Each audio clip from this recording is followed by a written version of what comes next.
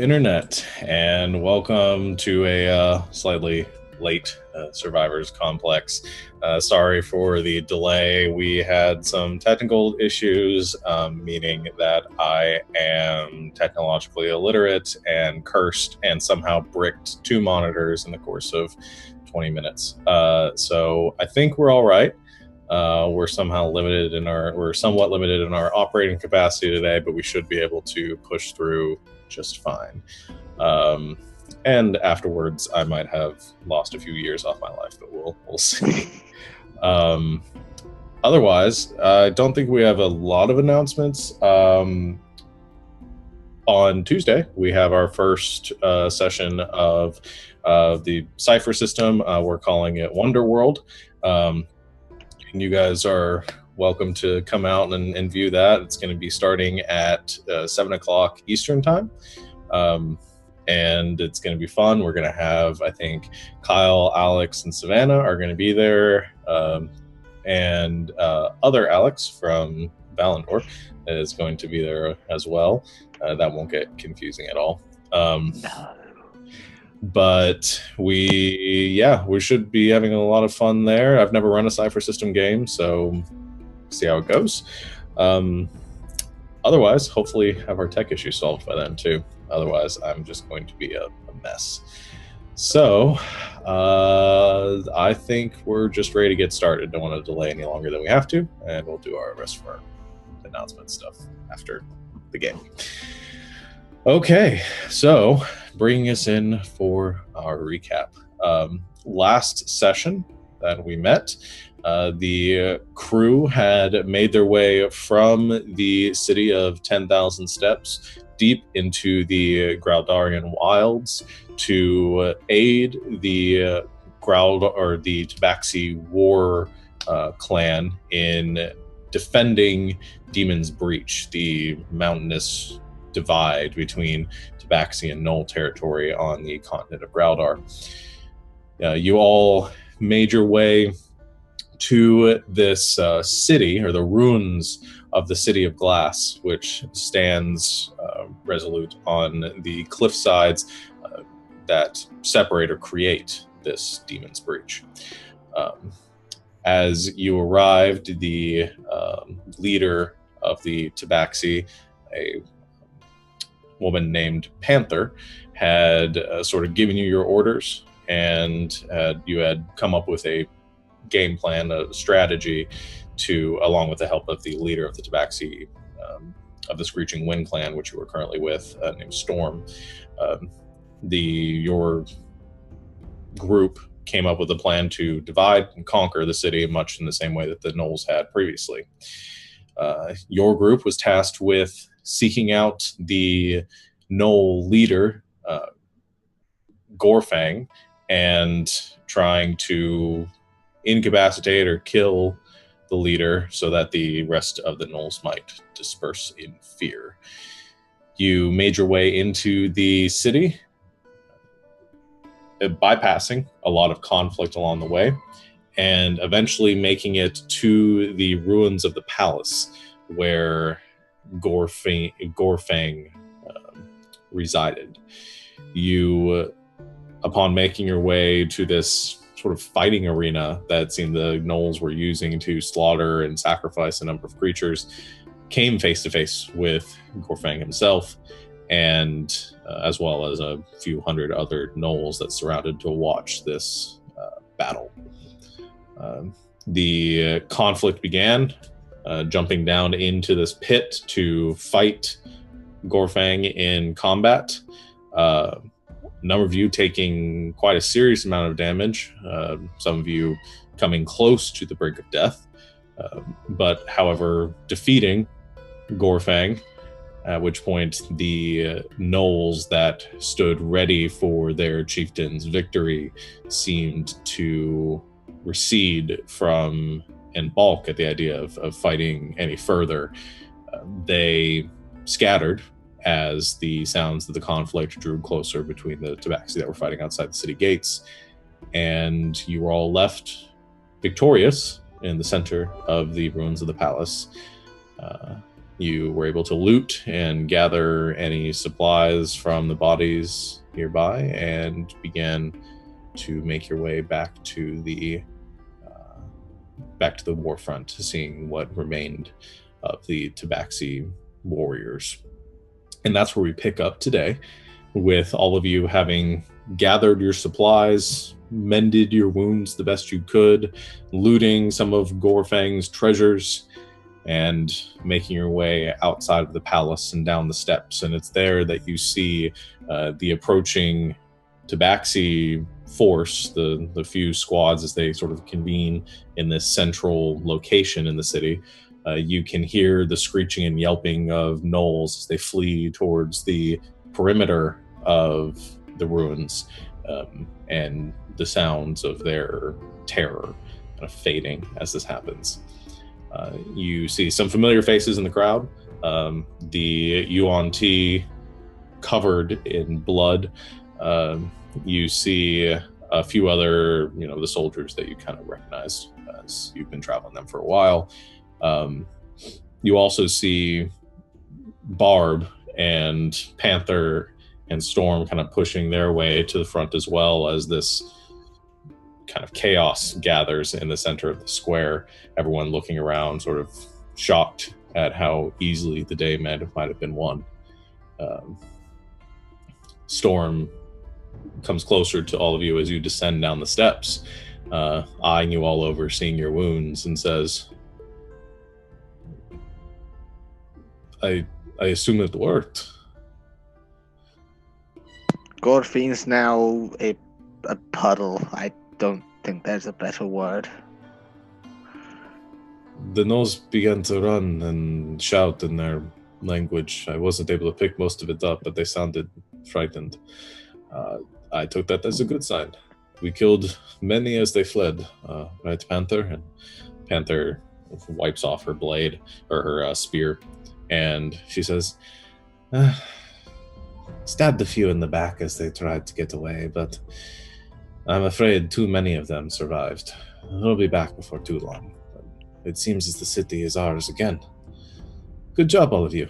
I was certain you were going to die, and I was going to have to pick up the pieces, but glad to see you survived.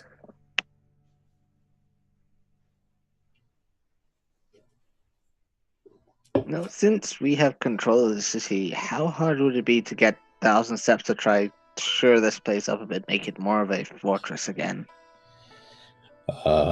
Storm shrugs, says, I don't know if the council will be able to garner that amount of resources to create any sort of stronghold here. The idea has been breached and has never gained much traction within the council. But it seems as though we have some strong enough fighting force to hold the land, and siege warfare isn't so much our style anyway, so... I mean, it might be the style of the Vrandolians, since, they might throw in on their side. Well, that's their choice if they decide to partner or create some sort of alliance with the gnolls. They'll be finding rather quickly that these mongrel folk aren't exactly those that can be reasoned with. They're more likely to have an arrow in the eye than any sort of truce. Works for me. But it seems as though we've done what we came here for, and much faster than I had anticipated. Panther, I assume you'll hold the position here, then regather our strength. She nods. She says, we'll make do with what we have.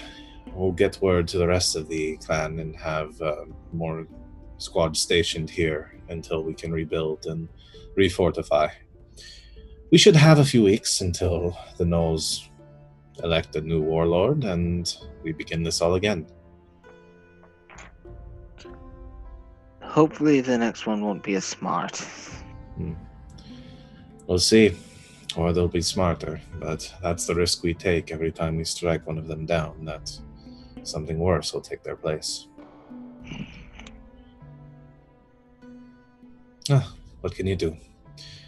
But thank all of you for your contribution here. We wouldn't have been able to do this without you. Well, I mean, it needed to be done. Plus, it was a good fight. I finally got to see, sort of, one of the gorillas you always talk about. It's still not alive, and I'm still kind of skeptical about it, but I actually saw a body. That's all I care about. Storm kind of gives you a strange look and says, I'm pleased that you had that experience that you were so looking forward to for some reason. He's been talking about it for months. We've been through this jungle for months. Never seen them. They're supposedly 25 feet tall. No hide, no hair. Finally get to see one. He's dead, but I get to see one. So I know it's alive. Sort of. Or one time. I'm sure we'll run into one sooner or later. They can't hide forever. I mean, I wish I could, bring it back, but I can't do that. Well, speaking of which, is my zombie still just behind me? I was about to ask about the gnoll zombie. Yeah, I mean, it's still sort of just following you around. All right, let's go. Yeah, unless you order it to do something else, it's just going to follow you at a distance because you told it to. The Storm shakes his head and says, well, anyway, I suppose we should be returning to 10,000 steps. I have a few weeks' journey ahead of us, I assume.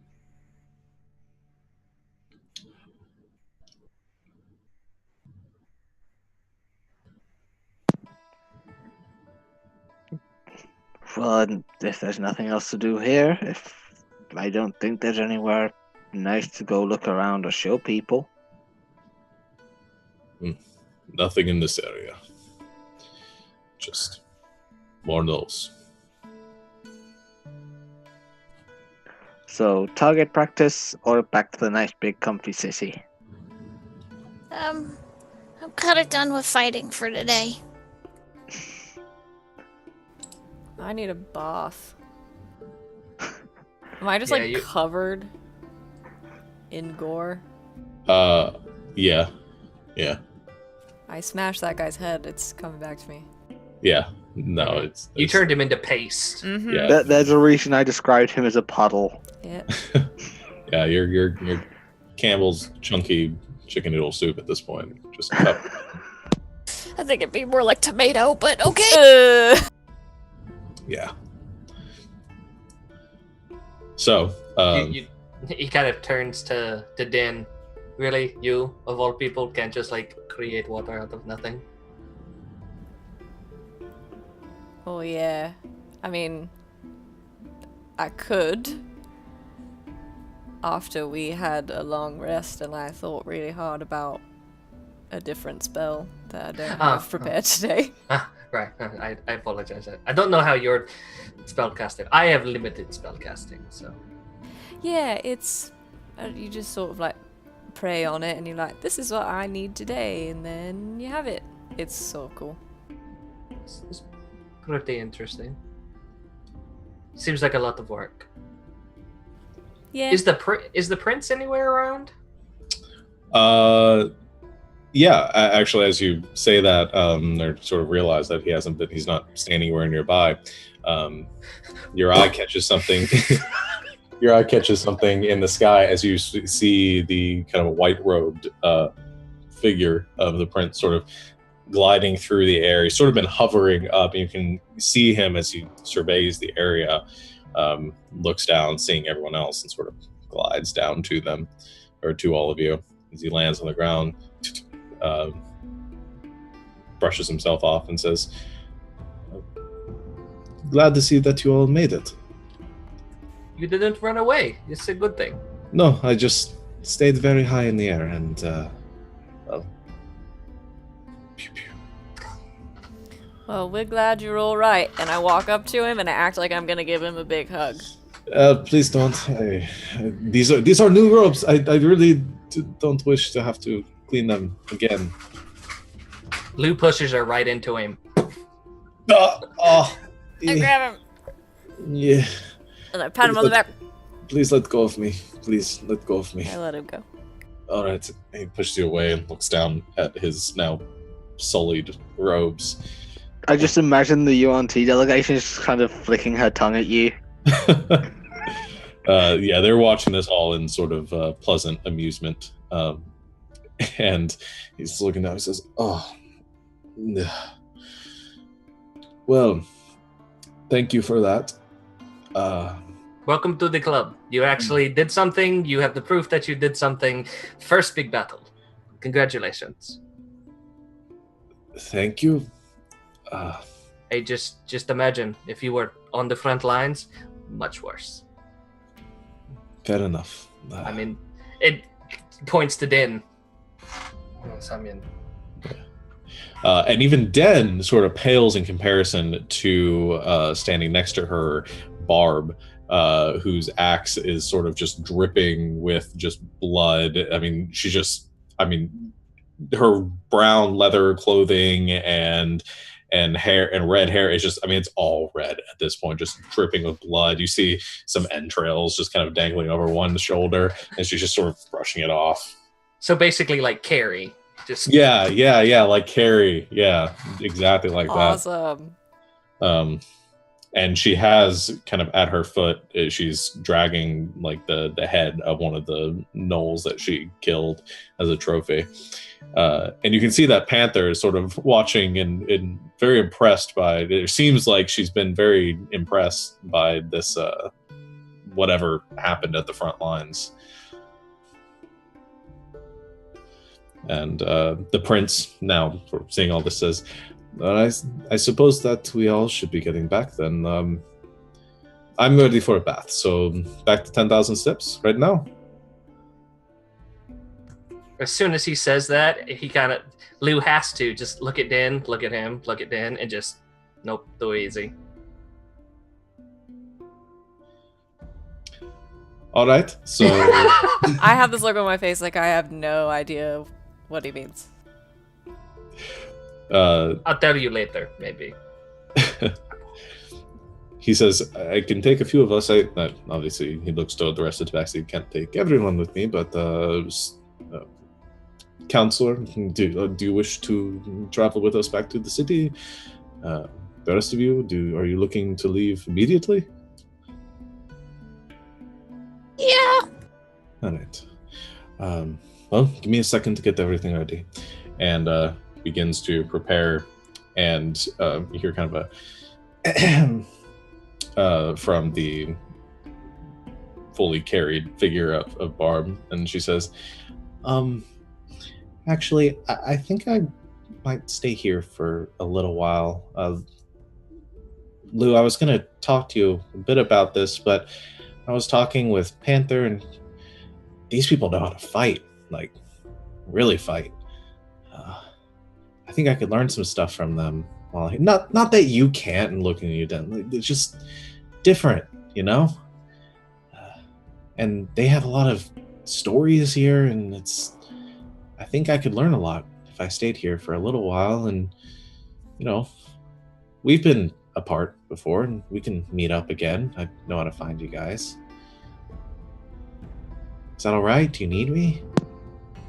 I mean, yes, of course we need you, but if you think this is something that you want to do or have to do, I'm not going to stand in your way of that.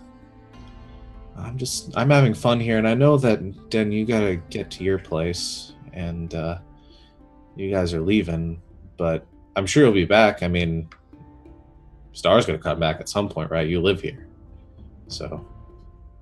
I'll definitely be around eventually. I don't know. This is the first time I've been back in my country for 5 years. It's still a bit weird. Yeah. I mean, I can find you guys again. It'll be okay. But I think I could learn some stuff if I stayed here for a little while. Hey, I mean, I'm a big hit back at the city. Probably book a few gigs. You could probably make a lot of money there. Yeah. hey, maybe I'll get famous and start touring around. Maybe you'll find me before I find you. Maybe we'll just come to one of your shows. All right. She takes the lute, and then she's been trying to clean off, plucks a few strings of it. Sounds a bit out of tune, but she slings it back over her back. She says, well, I guess you guys are leaving now, so I'll say my goodbyes. For now, at least. We'll see you later. Yeah. When we come back, you better have more stories and more songs and a lot more stuff. All right. Will do. I'm just going to quickly mage hand, so while all this lovey-dovey heart talk is going on, it just drums her lute a bit. Okay. That just sounds like the music that's on right now. And she goes up and kind of goes to give each of you a hug, fully gore covered. She goes over to the prince and kind of goes up. He kind of shrinks away a bit. All right. And then she hugs him anyway. The prince tries to brush himself off again, realizing how pointless it is at this point. Says, all right, let's go then. Maybe I'll just leave some of you here. And begins to trace in the air some of the rune work. The Tabaxi kind of give their farewells. Storm comes and joins you all in the circle.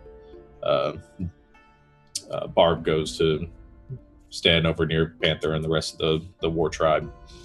And with a flash and sort of that lurching sensation in your stomach, you all feel yourself being pulled through the ether again, and within an instant, landing on solid ground on the middle of the Golden Terrace in the city of 10,000 Steps. And you hear a shriek as some of the Tabaxi in the area see these like 7 bloody figures just appear out of nothing. Actually, appear out of nothing, just covered in gore, just monsters appearing in the middle of the city. Whoops. Yeah, I don't really think we thought that one through. Perhaps just outside the city would have been better, maybe? Too late. I do think it's a little too late for that. You see, they're not attacking us, which is a good thing. They're not. I wouldn't attack us. Guards in 3, 2. So you see some people come rushing over, some panic in the streets, but Storm steps out and begins to try to calm everyone using his authority to do so. The prince looks at all of you and says, oh, it's my bad there. I'm going to go wash up now. See the rest of you later. And goes walking away in a huff, kind of muttering about his robes and his sullied appearance at this point. He's starting to grow on me. This guy goes through a whole battle, doesn't get a drop of blood on him. I mean, he flew. Disgraceful. There's Star just down there who's like only got like a few tiny bruises and one tiny cut. Just no blood at all. It's weird. I just wipe my hands on it. At that point I don't think Lou has any blood on him other than Actually we all would have gotten covered in gore after Bob hugged us. Yeah. That's true. That's very true. So you're all part of that club at this point. Storm's with us, isn't he? Yes. In common, because I assume he speaks common. Storm, I've been hearing weird rumors. I was wondering if, as one of the elders, you might know something about them.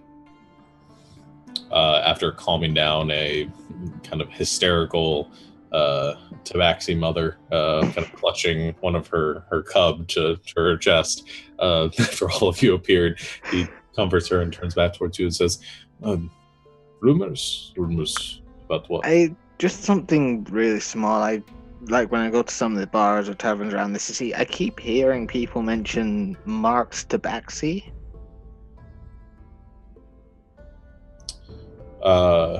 You make a deception check. Why is my sheet not up? Where is it? Damn you, roll 20, you betrayed me. Disgraceful. Press the Shame. button. The shame hammer will come down. Oh, please be nice.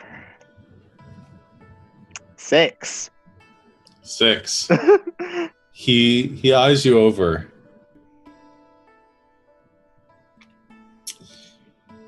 Interesting.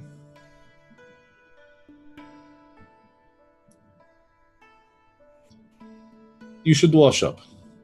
We'll speak more on it later. Fair enough. We'll see you around. It's gonna take me hours to get this out.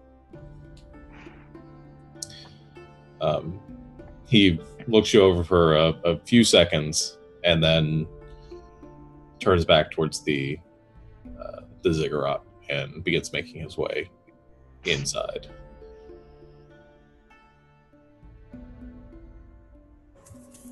Guys, I'm gonna go lay down. I don't feel so good. It's no good. It's probably a good idea that you do. Okay. You need anything? To not die anymore. Oh my god. Oh, that hurts. But that's not anybody else's fault. I gotta be a little bit more strategic, and I gotta think about that, but my head really hurts. I'm gonna go lay down for a little while. I'll see you guys later tonight, okay? Alright. What are Wait, the rest of you doing while... did- Oh, I have 2 questions. One, did the zombie teleport with us? he was with the group, Oh, God. so... Oh god. And that's one of the reasons... It's that why the people were vaccine freaking was out. screaming so badly. Lucius, you might want to get something to cover whatever you're calling that. Your friend. Whatever Oh! Yeah, I can see how that might be a little bit of a problem in this city. Ooh. Yeah, it's probably good if and he releases it so it just like drops. He stops the spell. So now You there's can't a stop dead, the spell. There's a dead gnoll. I It thought- doesn't. No, I thought it- No, it stays a zombie until it dies. Until 24 hours? No, after 24 hours, you just lose control over it. It stays alive. So If you drop the spell, you're dropping control over it. It still stays. Oh, that's probably not a good idea. Maybe we should like take him out in the woods Yeah, it's and just set him free. Zombie Knoll, it's time to go to the farm. Let's You go to the hear- farm. You hear kind of a hissing in your ears as I can take it off your hands if you wish. As one of the UNT kind of walks past Ambassador Threshka, she says, I haven't had enough to eat yet.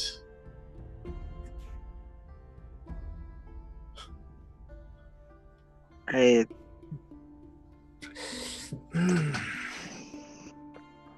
no, I've got this. It's fine. Thank you though for the very awkwardly strange comment. Fine then. Waste of food. They are so She leaves too. weird. It's one of those, I don't know if she's talking about me or him. What? I have a second unrelated question. 2. So, what? To who? To you. Okay. To myself. I'm just here to talk to myself. So when we traveled to Thousand Steps, I guess, do I remember, like, as we were coming into the city, any, like, bodies of water that are close by? Like a pond? There Or are a some river? like streams and rivers that Or a creek? around. Yeah. You can go down. Really? A Go creek? down to the creek down by just outside the city walls. Do some catfishing, Some frog gigging. some frogging. Okay. Okay. Then I'm gonna head that way. I'm gonna Okay. go sort of out for a bit, outside the city. Anybody want to go? Well, I mean, I have to go because I don't think it's a good idea to keep him here. Yeah. It's probably not a good idea. Anyway, I'm gonna go for a swim. I'll join you, because I need some room to fix up. Dee-da. I will go wash up, then find somewhere to drink and brag for a bit. And I'm sure not many the best can say this fight being in a pit with an old warlord.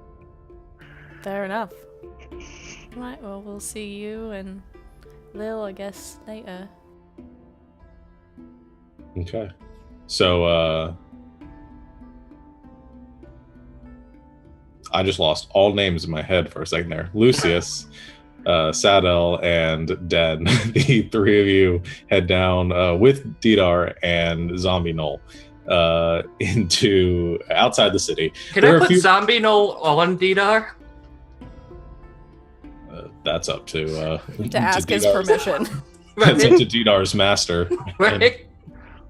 Instead of having him walk, could I just put him on Didar so it's higher up, people's not going to notice? Instead of like dragging him through the streets. It's Because, just yeah, no one's looking at Dida at all. He's unnoticeable completely. you don't know, okay? You don't know how technologically advanced these people are. This could be something they use all the time. It's probably not, but I don't want to assume because that's rude. How forward thinking of you. At least Let's I go. tried. Come on, I want to go swim. Fine. Okay, so you all make your way outside this, down through the city streets to the walls at the far reaches of the city of 10,000 Steps. There are a few more kind of gasps and cries of terror at seeing the dead body of the gnoll wander through the city streets, but you're able to keep that to a minimum and keep the panic to a minimum as well. Eventually, you make your way outside the city, kind of pushing into the underbrush a bit and finding a suitable small jungle river just outside the city. Surprise gorilla attack! I am gonna. They're here. Finally! I am, as long as I look around and there aren't any gorillas around attacking us, I'm gonna, like, ditch my armor and stuff for a while. And, like, I've got clothes on. Not many, but, like, clothes. And, kind of ditch that stuff and, like, clean off my armor and stuff. Because I bet chainmail is the most disgusting when it's got gore on it. Yeah, and the leathers and cloth that you keep between the chainmail too is even like saturated now with the gore that's made its way through it, So I'm gonna ditch all that stuff and and the sweat from wearing it. and try to clean that and myself. Okay. And you haven't attuned to the weapon yet, have you? Not yet. So I you am. ditched Oh, all- well, yeah. I guess I should say since I ditched all my stuff, everybody can see all my tattoos now. Yes, they can. I thought they were only just on the arms. No, there's a lot of them. So yeah, so Den's got the tattoos on her arms, and so the Triton markings do extend like all the way down her neck and shoulders. Also, her entire back is covered in this big, like it's like a verse basically, but it's not in common, so I don't think anyone can tell what it says. But yeah, so her entire back and all of her arms and her legs too, like her calves and feet and everything have more of the like Triton markings on them. And then she's also got one on the side of one of her legs that's this huge, it's not a tattoo, it's a brand that's like the entire side of one of her legs, that looks like a kraken type thing with like tentacles going up. It's kind of nasty looking.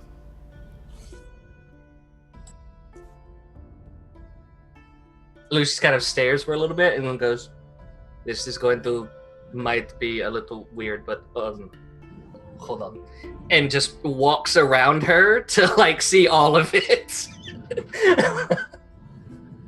I'm not awkward about it at all. I just stand there. It's very Just flexing. yeah, right. It's very very impressive. How long did all of this take? Well, I mean, the brand only took like a second. That's a long story.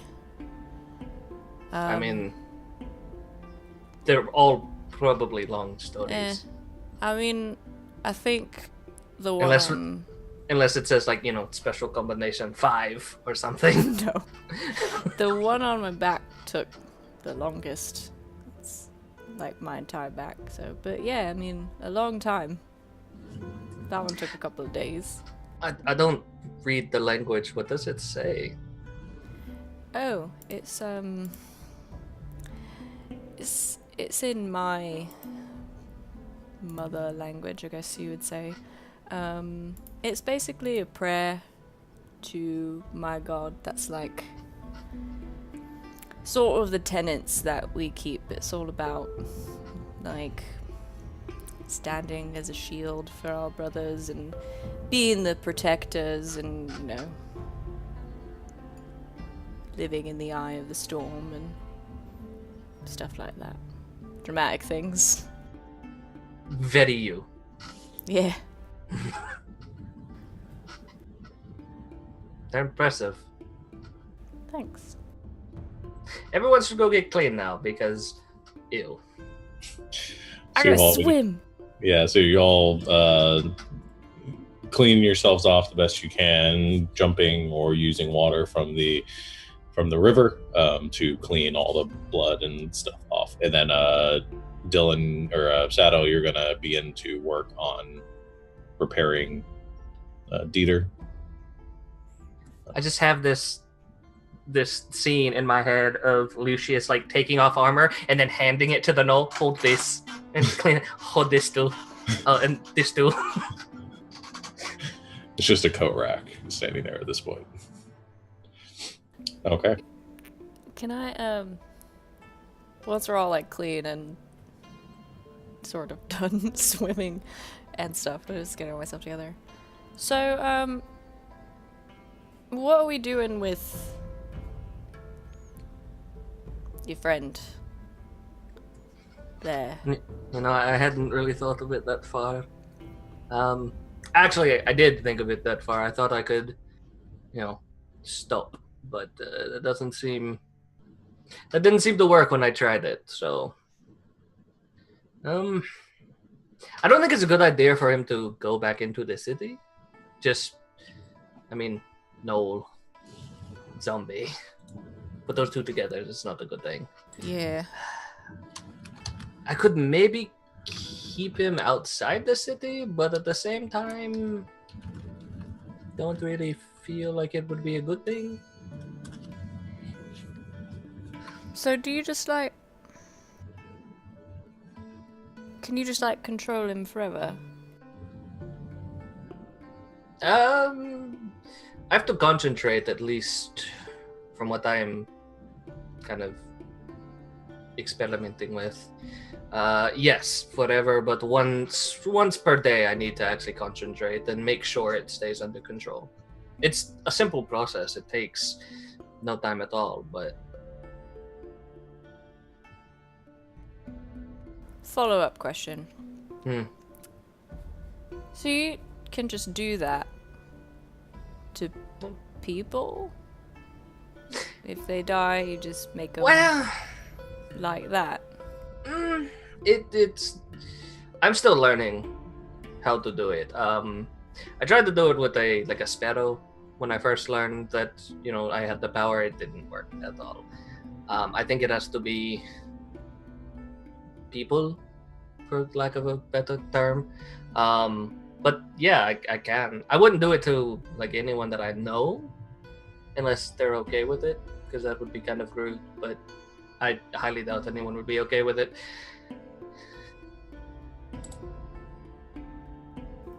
follow-up question.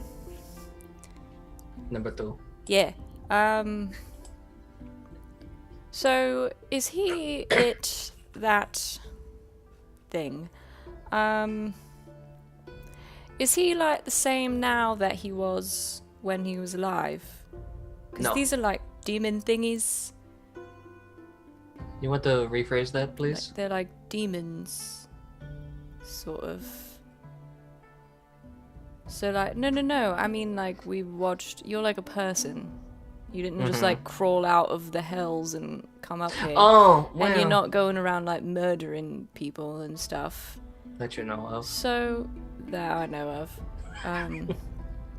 But I mean, I don't know. You're my friend, and I sort of made the assumption that you were a decent person. I mean, if you are going around and murdering people, I would like to know. But that's not the point. I mean, we just saw like some really terrible, horrible things. And if there's a literal demon thing following us around, I sort of want to know about it. It is... How do I put it? It's more of a...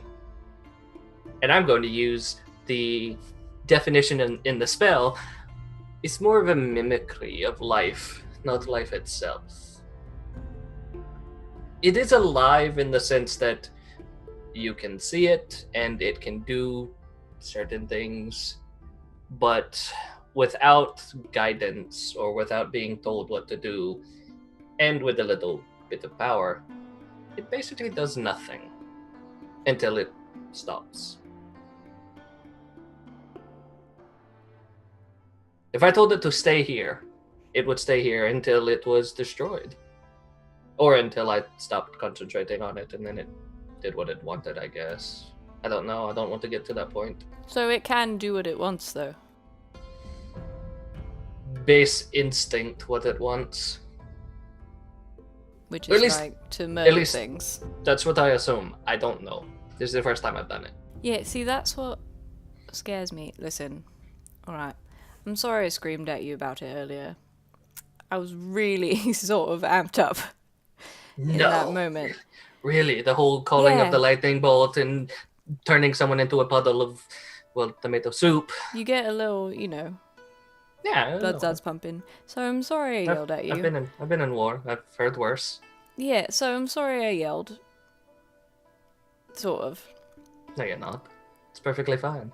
But I'll here's never the thing. apologize for what you believe. Okay, here's the thing.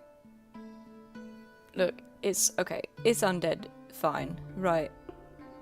I'm a priest, cleric type thing, so I'm sort of built to get rid of those. But I'm also not... I've been around for a bit, and I understand that, like, not everything's black and white, and not everything is just good, and everything is just evil, and that's fine. It's not really that was bothering me. So, what is bothering you? You're my friend, right? I would like to think so, yes. Alright.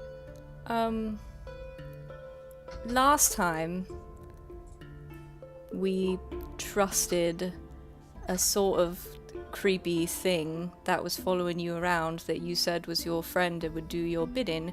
We saw it rise up behind you and rip out your heart and you died. Oh, yeah, I remember.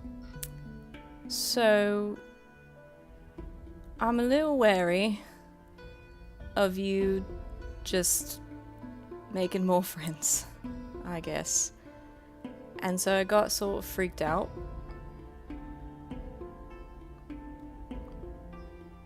It's Because understandable. we've already seen it happen once, and The... you know.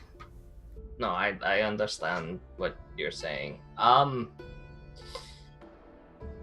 What you saw when I died, which, little side note, saying that out loud, 10 times worse than, like, it actually happening. Yeah, that's messed up. So when I died, that one time,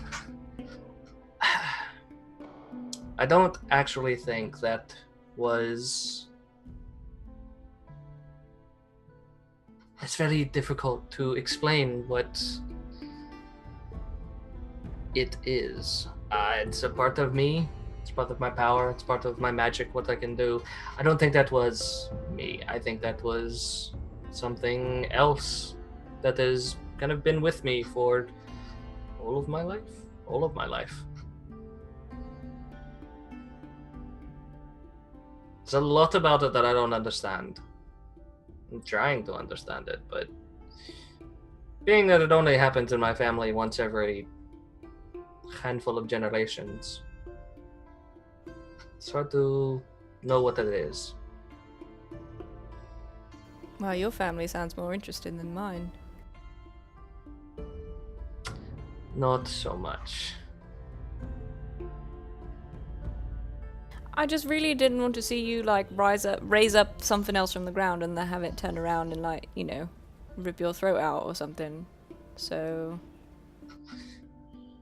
Well, I mean, I don't need to raise something to rip my throat out. We fight almost every day. It's probably going to happen. I mean, I hope if I ever do turn evil, which I don't expect to. I'm trying to.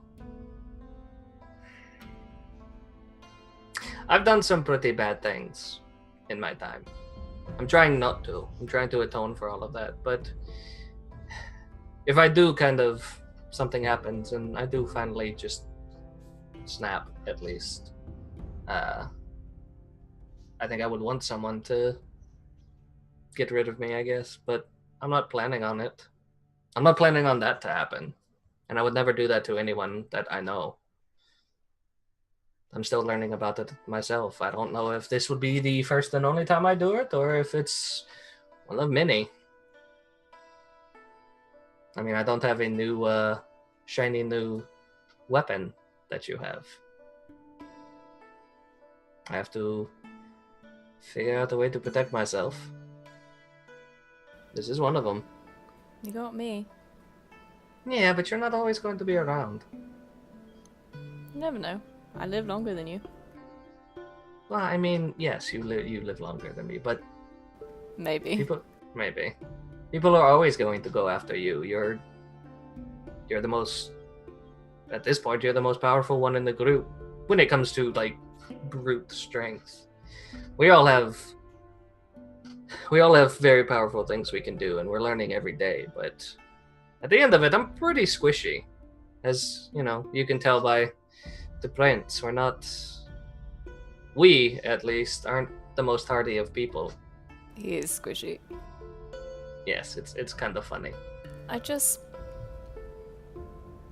get it. I do, and I don't actually want you to stop doing what you're doing.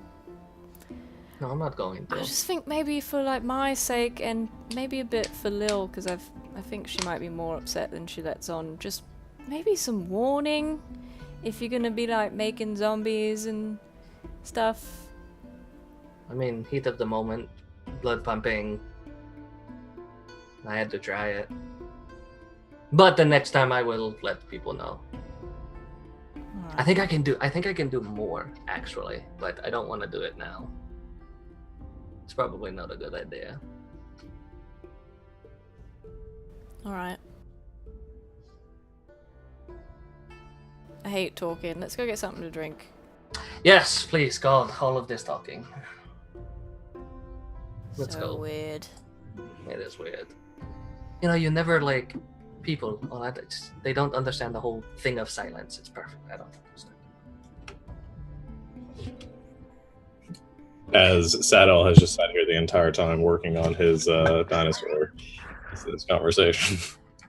So you guys finish bathing and repairing your doodads, heading back towards the city, cleaned and ready to go, heading and meeting up with Star, who I assume is at the tavern. You guys can have some drinks, regale in your tales of adventure, and tell many tabaxi about your victory this day. Eventually, the evening sort of wears on. You guys sort of start to feel the exhaustion of what has transpired in the last 24 hours. And you all find yourselves sort of dragging and ready to retire for the evening. I look like the zombie I raised now. Yeah.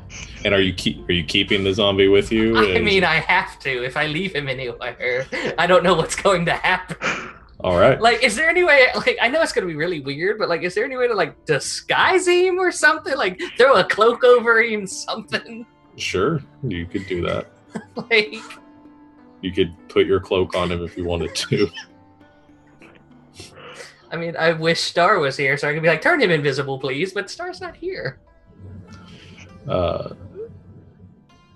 Star is with you right now. Oh, is he? Sweet. Star, I have, like, one little tiny request. If you could. I'm not getting rid of him because, well, really, I can't, and I don't know if I try, he might turn back to his own fashion ways. Could you, like, turn him invisible for me, please, so we could, like, walk through the city and not have to worry about people trying to kill us all? Please. I just look at Lucius, look at it, look at Lucius, look at it, and I just flick it as I cast invisibility on it. Okay. And it kind of shimmers for a moment and then vanishes from sight. Great. Awesome. I'll have to figure out how to do something with him. Anyway. What I'm planning on doing with this invisibility as well, though, is at the least opportune moment when I know that Lucius will be looking in Raphael's direction, I want it to just suddenly reappear right in front of him. Okay. So you guys are on your way back to the to your quarters at the ziggurat, and as you guys are making your way inside, Lucius, you're getting your stuff ready. You turn back to sort of locate your pet, and then suddenly you drop the spell, Star, and there right in front of you is this hideous blood and wound covered gnoll. It's one of its eyes kind of lolling out to the side, just standing there just He screams just a little bit and then curses in, I think he knows Infernal. Okay. Hold on. I know it's one of those. Yeah, Infernal. He just curses curses in Infernal, and then curses Star in Celestial, just because of what happened. I fucking cat. I'm going to kill him. That was really good, but I'm going to kill him. First, again, as he's walking to his quarters with this thing behind him, first the gorillas. He tells me there's gorillas and there's no gorillas. I don't know. I'm going to kill him. I'm going to kill him. And the rest of you didn't tell him is the gorillas are all invisible. You all make your way to your rooms to rest for the evening, which is a little difficult for you, Lucius, as the zombie is just kind of standing over your bed for the entire night. Den, yes? I have a question. Yeah. So, when we were, because at the end of last week, Sadell was like identifying all of our stuff and everything. So what exactly did Sadell say about the flail? Did you tell her everything when you identified it? Oh yeah, no, I would have told her everything that I could learn about it. Yeah. Okay. Actually, before you'll go to bed, I sort of gather everyone sort of in one area. So we need to work out what to do with the things we got from the lair, because I've got some valuable things in my bag you guys might like. Oh yeah, I also have this ring. I mean, we got a lot of stuff. Forgot about until right now. Oh, Sean, actually, question. With my boots, it says it has 3 charges. Is it 3 charges a day? 3 charges every week? Because I don't think it's 3 charges a day. Cool. All right. It's good to know. All right. So what kind of things do we have? Well, I have these elven-made boots of elven kind. They make people quieter when they walk. I mean, I've got quiet boots anyway. That might be helpful for Den or I, because we're so clanky. I really hate shoes. Oh yeah, I Like forgot. I hold up my leg not actually gonna hold up my leg. And I kind of point to like the fins that are on the back of my. I hold up my leg and and I kind of point to like the fins that are on the backs of my calves and like my webbed toes. God, I wish you guys could have heard the awful popping noises my knees just made. I just stick my foot right in the Levette's face. It was like bubble wrap. No, I don't really like shoes, so someone else can have that. I That's mean, fine. I already have boots that probably outstrip what they can do, so I'm good. I'm quieter than all of you put together. Let's be honest. Hey, okay, you may be right, but you I don't can have sneak anywhere better than you. to. Again, factual, but you don't need to rub it in people's faces. I can do anything you can do better. You know what? No, let Star be proud of the thing he's good at. I know he should be proud of it. I'm not saying. I'm just saying. It's just factual. I will pass the boots of Elvenkind to Lilibet then. Thanks, Star. And the other thing we got was this magic wand that, if I'm remembering correctly, shoots fireballs. I mean, I could take it. Like if no one else wants it, or no one else could, yeah, I'd be okay with keeping it. I'm not Just for really a safety. fire person. per Oh, se. I'm definitely a fire person. Yeah. It's a bit loud and flashy for my liking. I mean, if no one else wants it, if no one else wants to take it, I will just pass it to Lucius. Yes! Oh, I'm so going to use this one day. Do you have anything else, Star? The only other thing I have is, I believe we worked out as 2,000 gold pieces worth of gems. Cool. Now, while we're here, we can either pass them about evenly, or one person looks after them, or what?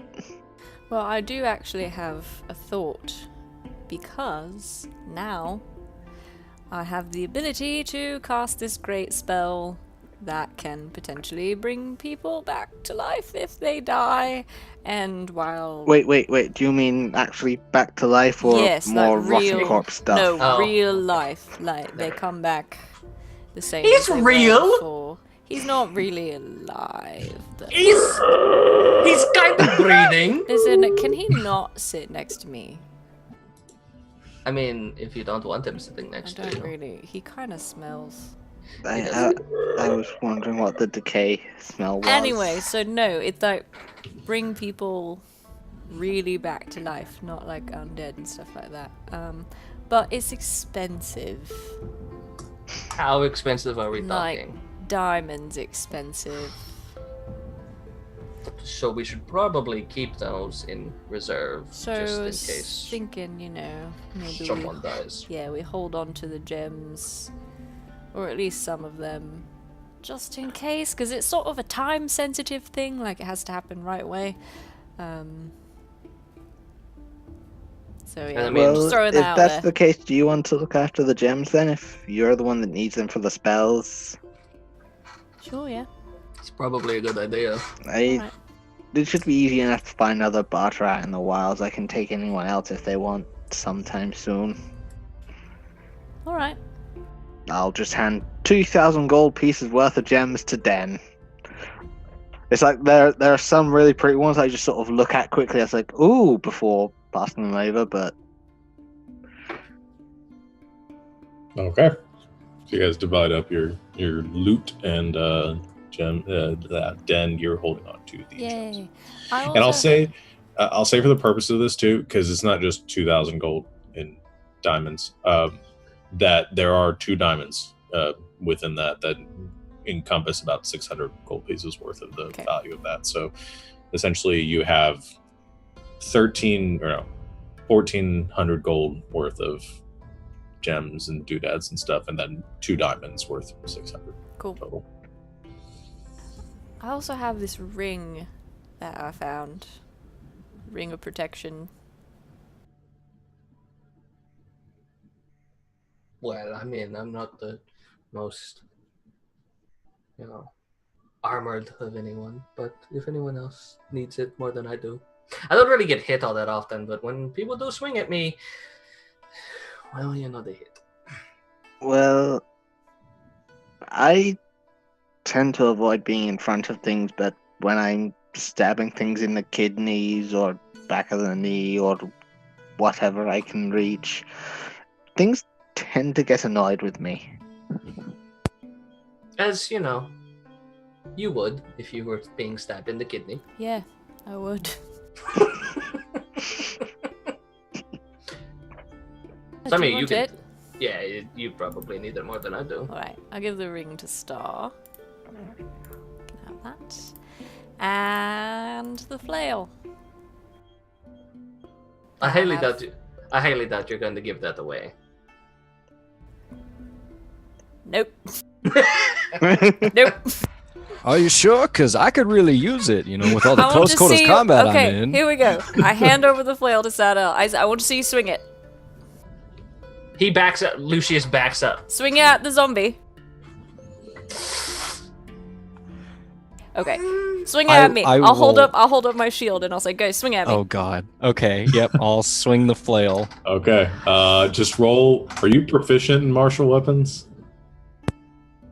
No, just simple. Okay. So just roll a d20 and add your strength. So just roll a strength check. This is not going to go well. Shh. 15. 15. Okay, that's actually pretty solid. But you have your shield up, then, right? So you take the flail, kind of hold a hand, you whack, kind of swinging wide over and towards the shield, and you make contact with the shield. Not able to get through a defense. This is not the most solid hit that you've felt, Den, but it's there, and kind of you feel your shield vibrate for a second. This loud like clang that echoes throughout the room. Yeah. Whoa. That's pretty good. That was actually really good. Oh. Thank you. I'll be here all week. Well, we know you can aim. Yeah. Well, I'll stick with my thunder cannon though. Thank you, and I hand it back to her. Cool. It's your turn, then. Hit him. No. I do like a fake half swing. No. Just get it. Someone's breathing in the mic. The classic thought you were gonna get hit by a flail but didn't prank. It's a good one. All right. So is everybody going to sleep now? I think we've had this moment of levity. Yeah. Okay. Yeah. Lil woke up from a nap for 20 minutes to come get loot and then just goes back to bed. Yeah. It's been a rough couple of days, guys. I keep getting hit in the head. It's not fun. Yeah, everything sort of fades to quiet as you all get your rest, with only the sound of the gurgling undead gnoll to lull you all to sleep. You all wake the next day, fully rested, and Can ready. I attune to the flail? You can, if you wish. I All do right. wish. So you take the flail in your hand, sort of apprehensive, knowing the kind of nature of this construction. You look down at the chain coming off of this black wooden pommel that's connected to the cluster of skulls at the base of it. Each one with kind of spikes coming off. It's this kind of horrible looking weapon, and as you focus on it and reach that point of connection, there's this sort of kind of pull towards it, and you feel this pulse sort of run up your arms and this power whelm through you. And as the flail sort of hums in your hands, you feel this battle frenzy, this adrenaline rush pulse through your body. You feel the urge to hit something really hard with this thing. And you know that you gotta fight something whenever you can. So, you are affected, since you are aware of this from the identify spell. You are cursed by this flail while you're attuned to it. For those of people that weren't around last time, didn't stick around to see that. So you gain the flaw on the card, and yeah.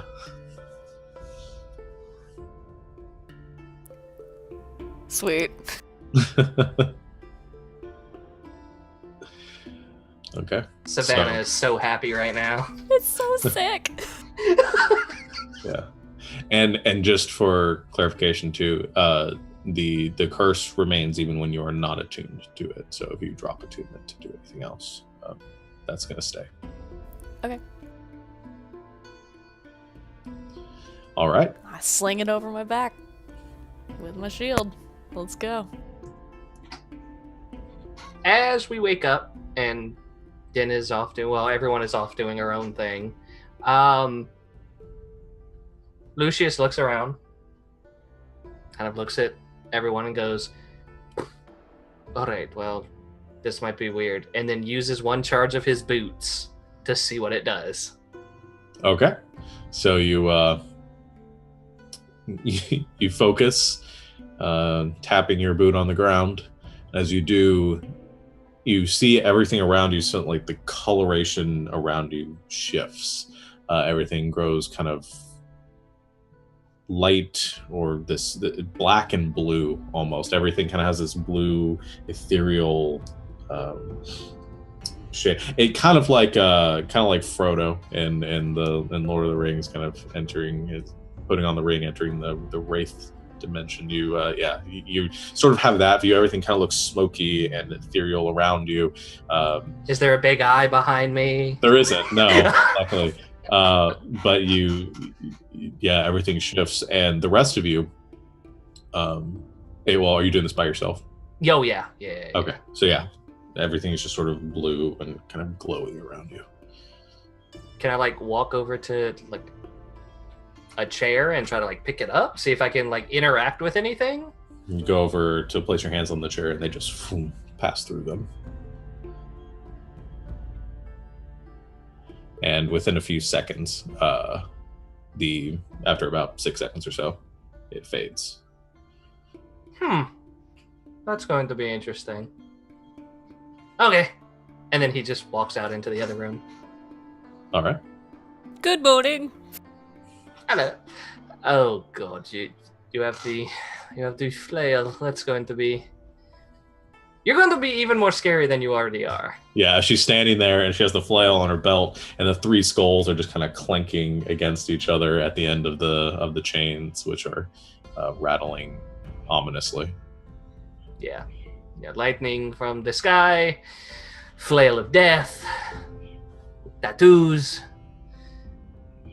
You can go first. Every time we like go through a doorway, you got this. I've got your back. I've got your back.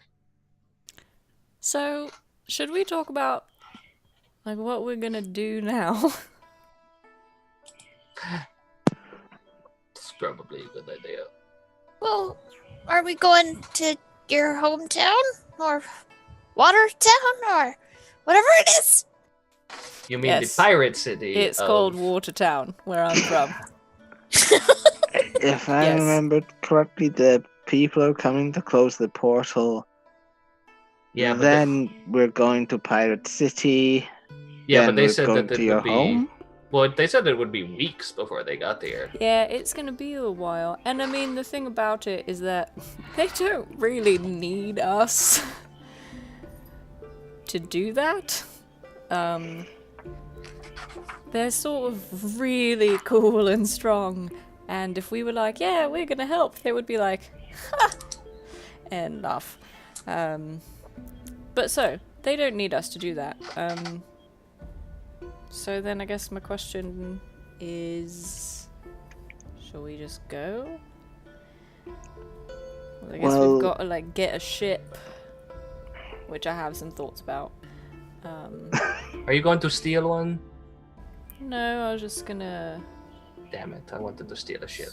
call my captain and say, hey, could you maybe send someone to pick us up? Fine, you want to do it the easy way? Yeah, it's fine, whatever. But I don't want to do that and, like, have them be on their way if we're not ready to sort of head towards the coast and go. Well, before we go anywhere, I would like to visit my home quickly. I mean, it's a few weeks' travel from here, but we should be able to follow the rivers along. If we take the prince, we can just poof.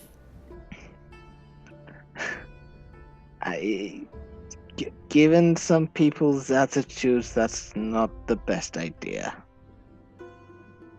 I mean, as long as we if we- up outside of the city. If we show up in the middle of the city, it might be a problem. Yeah, we won't do that again. We're not going to do that again. Unless the prince knows exactly where we're going, we will probably appear just above some of the worst briar patches I've ever seen. So, let's not do that. Oh, we could still take him. We could if he wants to come along. He could poof us back. It's convenient. Yeah. Alright. First, we have to go find him. He'll show up. I mean, he likes you. Can't you just be like... Dude, you keep saying that and I'm not getting it. You're not getting what? I don't think he likes me that much. I'm sure he adores you. I mean, like, not like in the... You know what? Never mind. He likes you No, just... no, I don't understand what you're saying. I know. I don't. It's like you speak in a different language. And then, like, he starts speaking a different language just to, like, throw her off. Yeah, I understand exactly the same as I did a minute ago. Then you're perfectly fine. It's okay. Just gonna say in Tabaxi to Sadel, what are they talking about?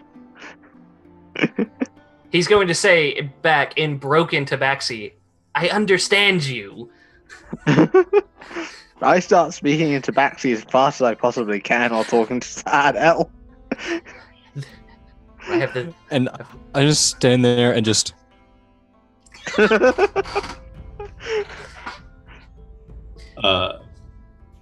At which point you guys hear a knock at the door. See? I told you. You talk about him and he shows up. I go open the door. It's not the prince standing there. Damn it! Wrong again! It's Storm. He has Hello? his robes on instead of the armor that he did the day before, and looks aside and says, "Can we speak for a moment?" Yeah. Of course. He walks in, lets you close the door behind him, says, "I trust you're doing well."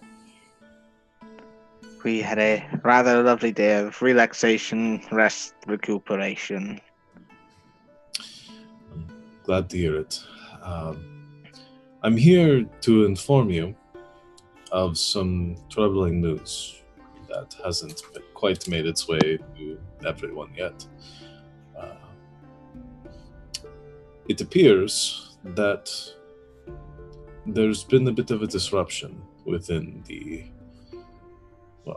ziggurat here, and some artifacts have gone missing. Now, I wouldn't trouble outsiders with this, typically, but we had an emergency meeting of sorts the other night. Some powerful figures arrived to inform us of a disruption they had had. Not something that the common people know. They have sort of warned of a group of interlopers which had interrupted some affairs of theirs and the Tabaxi people by association. Now, the council is concerned at these rumors. And I know that you have done many good works for the people of this country and have helped in many ways. Are you familiar at all with what I'm talking about? Do you have any idea of these things I speak of? Good. If you do hear anything, and I would be on your guard,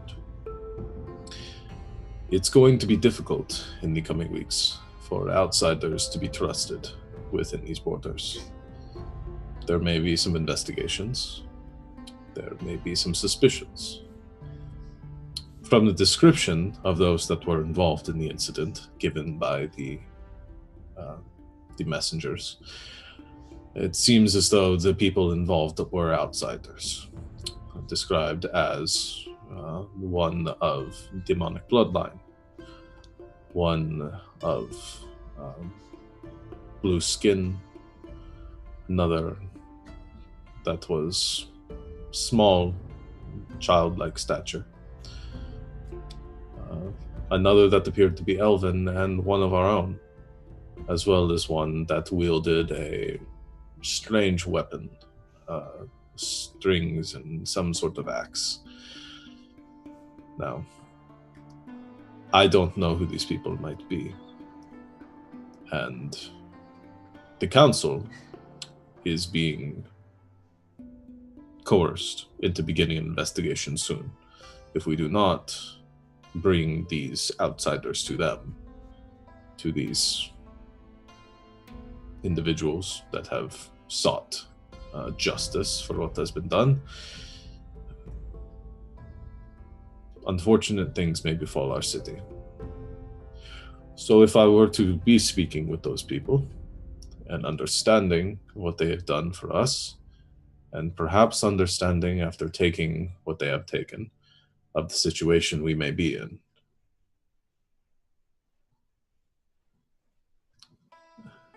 that 1,000 Steps might not be a safe place for them currently.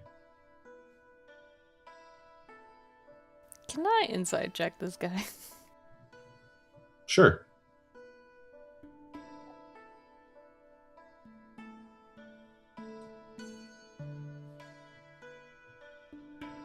$22.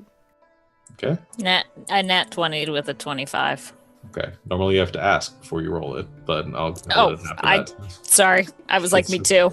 Okay, I didn't hear it or see it. That's fine. It's okay though. I would let you roll it anyway. But yeah, the two of you kind of gain some insight. I mean, he's not hard to read. It's pretty obvious at this point. I mean, he clearly knows what you guys did and what you guys took. So he's basically, he knows it's us and we're just dancing around this whole thing. Yes. Okay.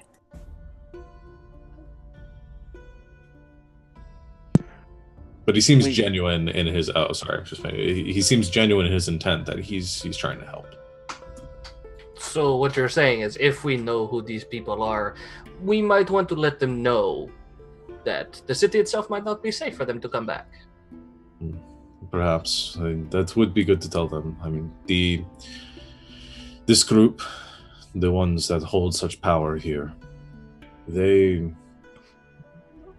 are very powerful. They have many means to track people down. These jungles are not unfamiliar to them. Part of the reason they've held this power for so long is out of fear and out of the danger they pose to us and the debts that we owe to them. Well, it's good for you to let everyone know who is not a tabaxi that the city itself might not be the best place for everyone. Thank you for warning us of these dangerous individuals. If we learn anything, we'll be sure to let you or the council know. I would also advise that if you do speak with these people, that if they leave, as they should, for their own safety, that they possibly return or leave the things that they've taken, so that they may be returned to their proper place.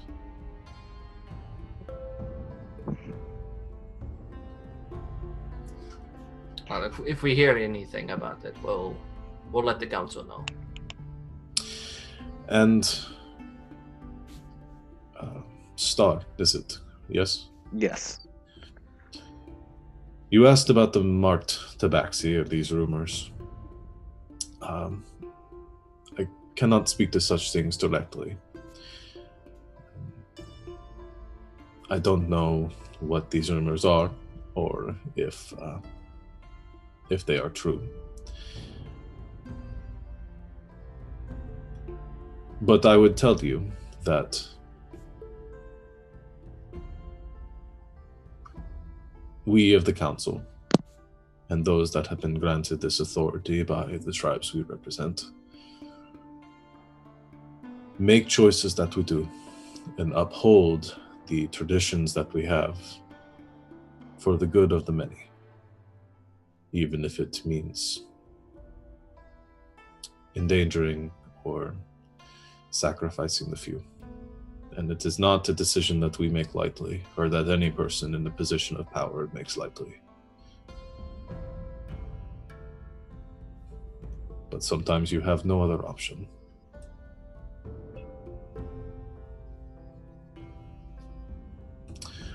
I don't know if this helps, but I also wanted to come here to thank you all for what you've done. You've been a great service to our nation and to our way of life here. We live another day in comfort in the city because of the actions of you, and we thank you for it. Hopefully, once all these suspicions have died down, outsiders may be free to walk unrestrained again, and knowing that you all may have to leave soon for your own reasons, you can return in safety and in comfort, knowing that you are welcome within 1,000 steps whenever you wish.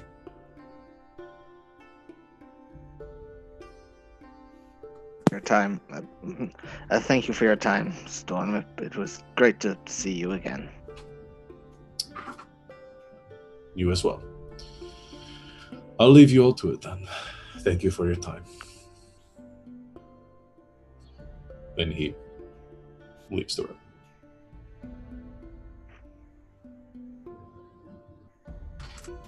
So that went well.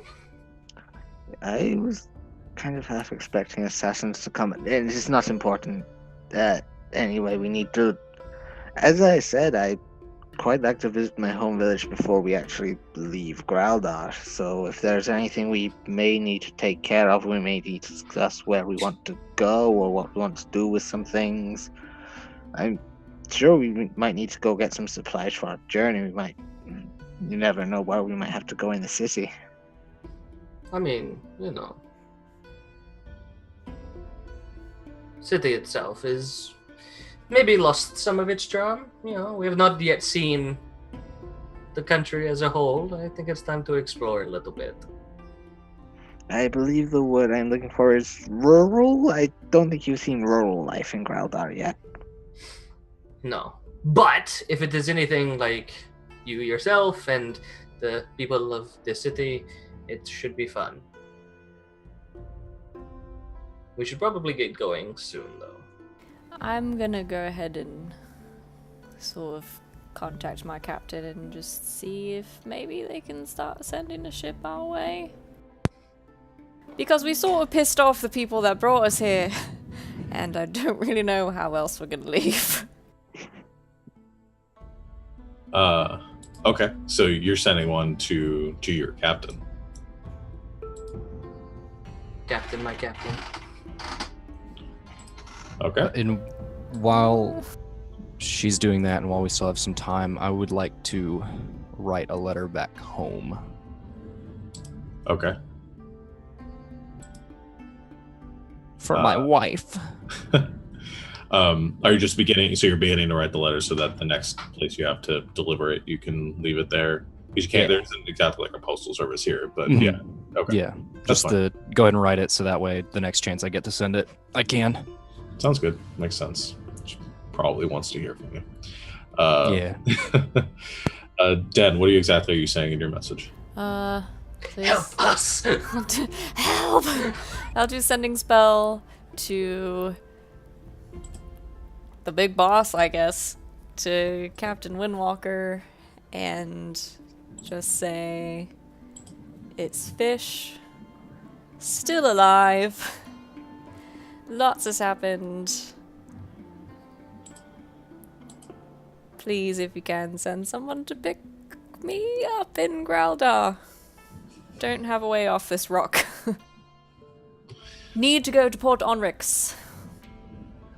Okay. There's a pause,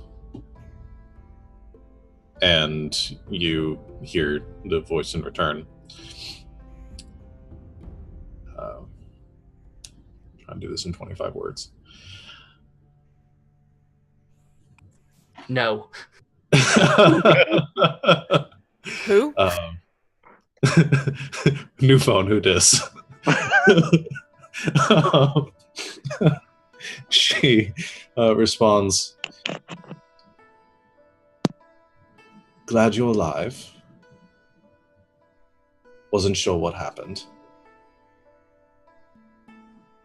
2 months away. Can you wait?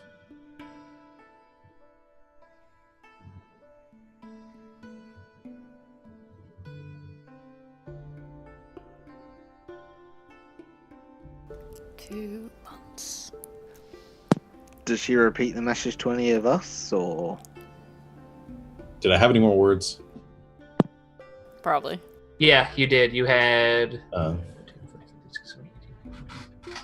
like 10 words left. Okay. Because I counted. Let's see. She also says, north of Valeforge, lots happening. Apologies. At least she didn't ignore me. Yeah, so... Star, how long did you say it took to get to your home? If Star actually sat and thought about it for 30 seconds, like, how long would it be to get to, like, first travel to Sharpthorn, then to travel for one of the coastlines? To get to your village, like 3 days, 4 days, somewhere around there. Your village is like just on the edge of the caldera. It's not that Oh, far. okay. Sorry, I thought it was farther away. Yeah, yours isn't too far away. Because you're part of the shark, or you're part of the Swain Tree clan, Yeah. which kind of consists in this caldera. Okay. You're just kind of towards the edge of it. So yeah, no, yours isn't that far away at all. Well, 3 or 4 days, depending on our speed. From there, if we want to go look at anything else on Graldar, then more weeks of travel. And then how long back to the coast? Depends whether we go north, south, west. Well, they'll need a landmark. Oh, you remember the Storm's Tower I told you about? If they can have telescopes or something, they should be able to see the top of the tower and the weather surrounding it. Okay. Looks like we're in for some travelling. Because unless we find another way off this place, they're 2 months out. If we keep moving through Graldar, I think it may reduce our chances of being found slightly. If whatever's beyond that portal really does know its way around the jungles, though, we'll be in for a good few fights. How far away is the tower from here? The tower, I believe it's just south of Fort Harrington. So a few weeks to get there? By foot, at least? A few weeks, I guess altogether we're looking at just over or just under a couple months travel, depending on speed, delays. It'd probably take you. Let's see. Because it took, what, 3 weeks to get from Fort Harrington to 1,000 Steps? Or it took longer than that? Well, bear in mind there are 7 weeks in a month. That's true. So you're talking 14 weeks. Yeah. And it took you guys from Fort Harrington to here to Growldar. Took 1, 2, 3. That's not what I wanted. Oh, yeah. 1, 2, 3, 4, 5, 6. About 8 weeks. So you'd be like A month and a week. Yeah. Well, it took a month to get from, just over a month, to get from Fort Harrington to here. If we spend a few days getting to your city, maybe spend a day or two there, and then go from there to the tower, we might be there at around the time. I mean, going through the jungle, you never know what's going to happen. We could go faster, we could go slower. From what I know of the tower, there's very likely some magical effect around it. Could very well be linked to whatever is, again, beyond that breach, but at the same time, there might be more answers or clues there for what we can do. Well, then I think that's what we should do. Spend a few days going to your city or your town? City? It's a small fishing village. Oh, in your village. Go there. Let you spend some time there. Maybe find some things out, ask questions, and then head to the tower. If we get there early, we could search around. If we get there a little later, then they'll already be there and we can go. And we won't be anywhere where people might want to send assassins to kill us in our sleep. And also, a few days of rest might do some of us some good. I mean, rest for... Yes, Lil especially needs the rest. A quaint fishing village would be grand for that. There are 2 individuals who can... Well, my mother's one of the best cooks on the island. From what I know, she used to live in 1,000 Steps and was very popular. There's Don, who is the chieftain of the village. He will definitely be able to look after us if he hasn't blamed me for something else while I've been gone that may have happened. There's also Leaf, my mentor. It'll be nice to catch up with him. Oh, and maybe Crazy Old Bird will be there again. Sounds good to me. I'll try to Sounds good. contact Windwalker one more time and just try to give him the landmark of the tower, kind of where it is and where we're going to be. And to also tell her thank you for not forgetting about me. Okay. You send the message, and you hear after a few moments, you hear a response. It says, "All right, we'll be there. See you then."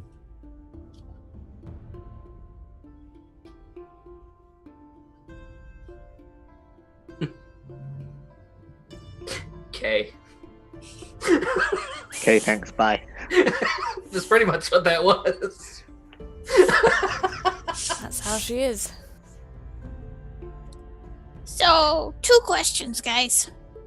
I mean, I think I know the answer to one, but we're gonna get the prince, right? He's coming with us? Or are we leaving him here? Because that whole outsider comment doesn't really extend to him, but he is kind of an outsider, too. If I mean- we could I mean- surreptitiously get him a message to let him know our plan at least. For certain reasons, we may not be welcome on Dolkir from what I understand, or it may not be the best idea to travel there with him. But I mean, they also did say that one of the interlopers was of demonic blood, so we kind of look alike. Also, Yeah, we told him he could come with us to see the ships and stuff.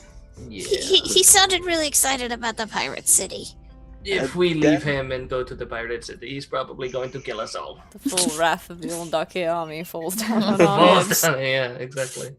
Then can you cast that spell again? I can get a message to him in a different way if you want. I can do it one more time today. He does just say like down the hall. Yeah, we could just go like knock on the door first, see if maybe he's in there. Why do you guys always like use magic for things? He's right there. You could literally go just walk down. You know, I'm going to go walk down there. You guys are all just laying around like, oh, too lazy to get up. Kids these days. Okay, you got there's somebody going down to get the prince. Okay. Yeah, I'll do it. Lucius, you go down, knock at the door. You hear some shuffling from within, and the door opens. You see the prince in like what you assume to be some like night robes or something. Kind of pull to the front. He's kind of rubbing his eyes, looks exhausted. His hair is like pulled back in a ponytail, and he opens the door and says, "Good morning." Really? You sleep this late? The prince of the people sleep this late into the day? It's been a busy few weeks. Do you need anything? Yes, we need a lot of things. We were just actually going to tell you that we're about to leave, and if you want to go to the pirate city with us, you better get all of your stuff. Because things in the city, not so good for us right now. Or for certain people. Hold on, let me get dressed. And he closes the door. You hear some shuffling inside. For probably about 5 minutes. You actually kind of get a little irritated as you just stand there outside the door as he's getting ready. You hear the blow dryer turning on, the shower turning. No, it's probably about 5 minutes past. He comes back out, looking a little disheveled, but more in his normal robes and regalia. Do you need coffee, Your Grace? No, I'll get that later. Go ahead, Noel. I'll follow you. Go back to the room. Lucius comes back with the prince. I got them. See, it's simple. It's 5 minutes. Yawning a bit. Good morning, everyone. Lucius here says you're leaving? Yeah. Leaving, getting kicked out. You know, it all depends on how you take it. No. Well, so you're heading to Port Onrix right now? I mean, we've got a couple of stops to make along the way, because it takes a bit for the ship to get here, but yeah, essentially they're gonna swing by and pick us up. Oh, well, that'll be quite a journey for you. Well, however you wish to travel is fine by me. I can't commit to a journey that long, though. If you're going to be sailing from here to Port Onrix, that's a far way to travel, and I have responsibilities I have to get back to. I could try to get you there much faster, but... I mean, we could all die in the process of you getting us there. Perhaps. Because you've never been there, right? No. And you remember the last time you tried to get somewhere that you've never been. It has about like a 50% chance of working. 50% chance of us being completely and utterly destroyed. And about half of that chance is, well, 50% chance of working, and half the time, even if we get there, you might have a few bumps and bruises along the way. Bumps and bruises, he said. Does he not remember or being a pancake? Well, yeah, the 200-foot drop out of thin air. Well, you've been able to deal with the drop, and that seems like something that you can take care of rather easily. I mean, yes, I'm pretty amazing, but I would rather not to do it. I mean, if you don't want to go... I would very much like to go, but I cannot go if you're traveling by ship. It just isn't going to work for me, unfortunately. You royals and your need to be good at everything. I understand. It probably wouldn't be good for me to go anyway. I needed to negotiate and resolve the situation in the best way possible. Prince, before we have to part ways, it's been great getting to know you. But it's been discovered, it's been found out that things may have been mislaid within the city. Warnings may have been made to maybe return certain things we may have borrowed from the libraries and such as well before we leave, as apparently retribution can be mean for just reading a few books for too long. Well, that is unfortunate. I gathered they would learn soon enough what was happening here. But as long as, he looks to you, Dad, as your people can resolve the situation, then we should be all right. With how our plans are going, we'll still be here for 2 months to hopefully see everything through. I could help you a bit. If I can't get you to Port Onrix directly, but I could get you close if that's what you wanted.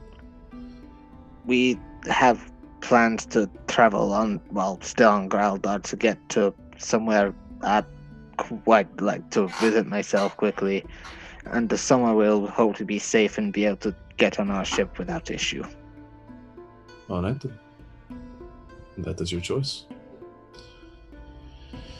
Well, I guess I wish you best of luck on your journey, and may our paths cross again. If you change your mind, you know how to find us. That I do, I believe. I'll let you know if I'll be in contact, and I'll see you whenever your journey concludes. All right. Best of luck in your travels. It's been a pleasure meeting all of you. It was nice getting to know some more people in that big wide world I'd heard nothing about. Yeah, I guess it was good to know you. And if you ever find yourselves in Ondak here. Hopefully I won't be beheaded on sight. Hopefully not. Hopefully. You all welcome with it. You all are welcome within the city. I'll make sure of it. Keep all safe. Right. You as well. Well, goodbye then. He kind of awkwardly stands there for a moment and then leaves the room, heading back down the hall. You know, I never expected it, and I think I'm going to miss him a little bit. My sister's gonna be so disappointed. Are you going to be disappointed? Nah. I mean, I like him, but, you know. Interesting. Okay. Why are you being so weird? What? No, Did I say no, we're having a talk right now. What is this? I don't know what you're talking about. Is it just me? I look at everyone else. Is he being weird? I mean, I'm always weird. I literally have an animated shadow. Sadell, you can't tell a lie.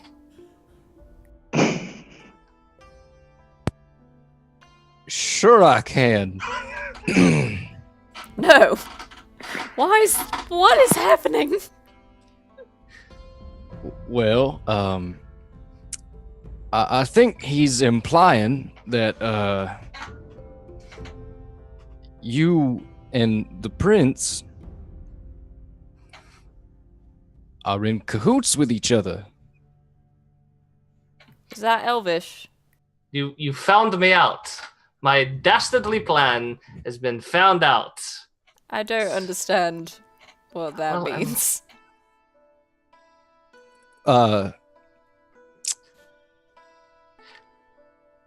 He thinks you and the prince would make a good couple.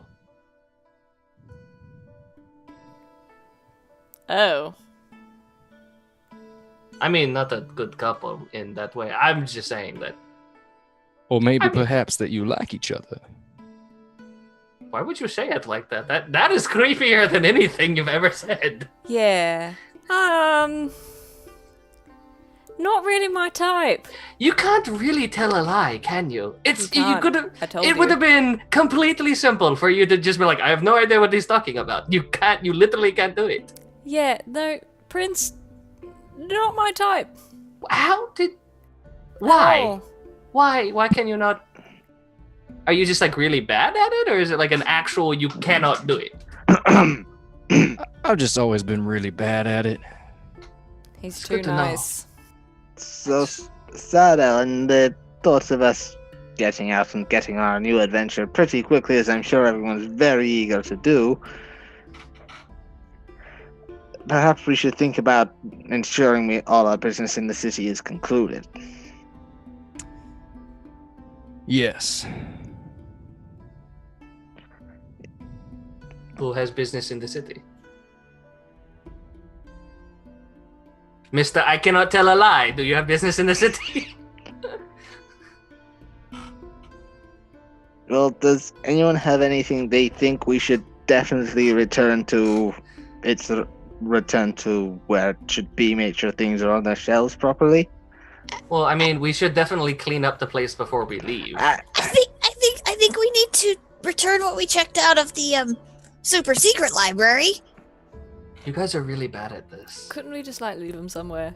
I mean, Well, that's what I was going to do. You I just dropped need. them and they rolled under the bed. No one I stole was them. just going to make sure they were left somewhere surreptitious where they'll definitely be found eventually. But I'd prefer that to not be right in our rooms, maybe Or- somewhere just in the zigzag. Or yes. We could leave him with the zombie. And leave the that's zombie actually a really good idea. in front of the ziggurat Just like send him. and send him off. It's a I really can make good it. idea. I can make it invisible for an hour, so it'll appear anywhere within the city. We're doing this. This is the plan. This is the plan. We're going to load him up, turn him invisible, and let him loose, and just walk for an hour. And then whenever the hour gets up, it'll be right. I would just like to say I immediately regret saying that. He'll be like the hero of the city. A gnoll finds the thing that has been lost, that should not have been found. World peace. Well, we have figured out generations. We've stopped generations of fighting. He Just thought we us. were gonna say that's a terrible idea. He did. That's a But this is- great idea. It's a beautiful idea. Do we have So that's what- anything else we need to do first? We can quite easily get food and water while we're on the way. I'm sure we all have pack rations as well. Well, I mean, without Barb, we do not have any oatcakes. Oh no. No Uh, oatcakes. What a shame. You guys say that like it's not horrible. It is horrible. You know how many oatcakes that woman had? She had 100. I mean, the oatcakes are in the bag of holding, which Sato Mhm. has. She doesn't have any oatcakes. You guys do. Oh, she's going to be so pissed when she realizes that she has no oatcakes. Now she has to come back. From across the jungle, we just hear a no. Anything else we need to do? I The can. saddest plucking of a lute comes across the wind. Like, if it really comes to it, I can create fresh water and things like that, and it'll be all right. Well, I mean, we should, of course, stock up on things that we can, and then leave. We can't have the zombie following us while we're stocking up, and I can only keep it invisible for an hour.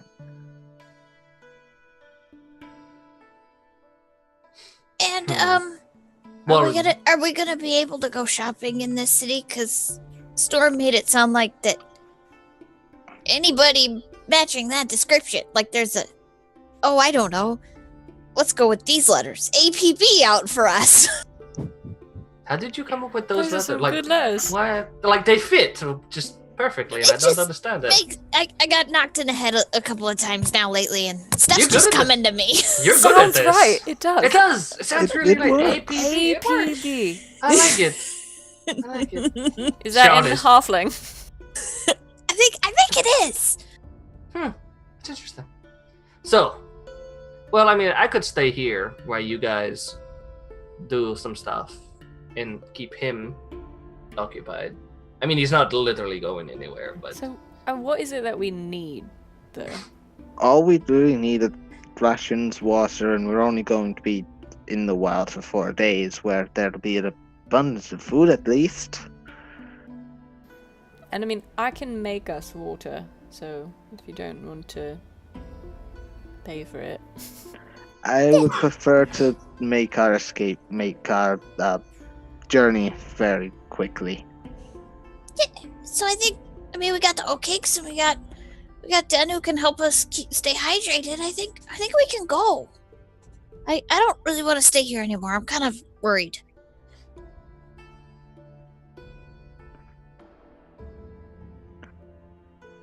Well, should we stuff something down our new pet's throat and get going? Could you rephrase that just a little bit, I thought please? we were just gonna like let him hold them. like take the bedding from the sheets, wrap all the stuff in it, hang it, and then send them off. Why would you pick that terminology put together in that way? Well, I was thinking more like we could feed them to it. The tabaxi will definitely, kill it. It's a random undead gnoll walking around the city. I'm pretty sure they're going to kill him anyway. Well, yes, but this way they have a bit of a scavenger hunt. This plan got weird. Why did you make this weird? How? How did you make it this weird? Lil just starts running and grabbing the sheet and creating a hobo pack for him. Okay, I just have to... One thing. October APB Arcane Patrol Broadcast is a fantastic term for APB. We're not. Congratulations. It's a thing. It's a thing. Continue. Sean is going to murder everyone. All right, so you guys are taking the zombie and you are loading it up with the crystals that you took, the stone speaker crystals, and or the singing stone crystals, and you are wrapping them in a bag, slinging it over the zombie's neck, probably, and just telling him to just walk. Right? I'm turning him invisible as well. Okay, turn invisible and just telling him to walk. Wait, I pin a note to him that says, "Sorry." Okay. In Aquan. No, in Common, which is the only other language I speak. Gotcha. Yeah, and Sorry. that's my the command. This is one of those walk for an hour, Okay. and it's just one of those. That's all you do. I just walk for an hour. Poke it as we tell it to leave. Okay. And as the invisible zombie sort of shambles away, you all begin making your way down the steps, sort of near it, as you make your way outside of the city. There's a moment where you hear kind of like a begins to fall down the steps, not being the most graceful of creatures.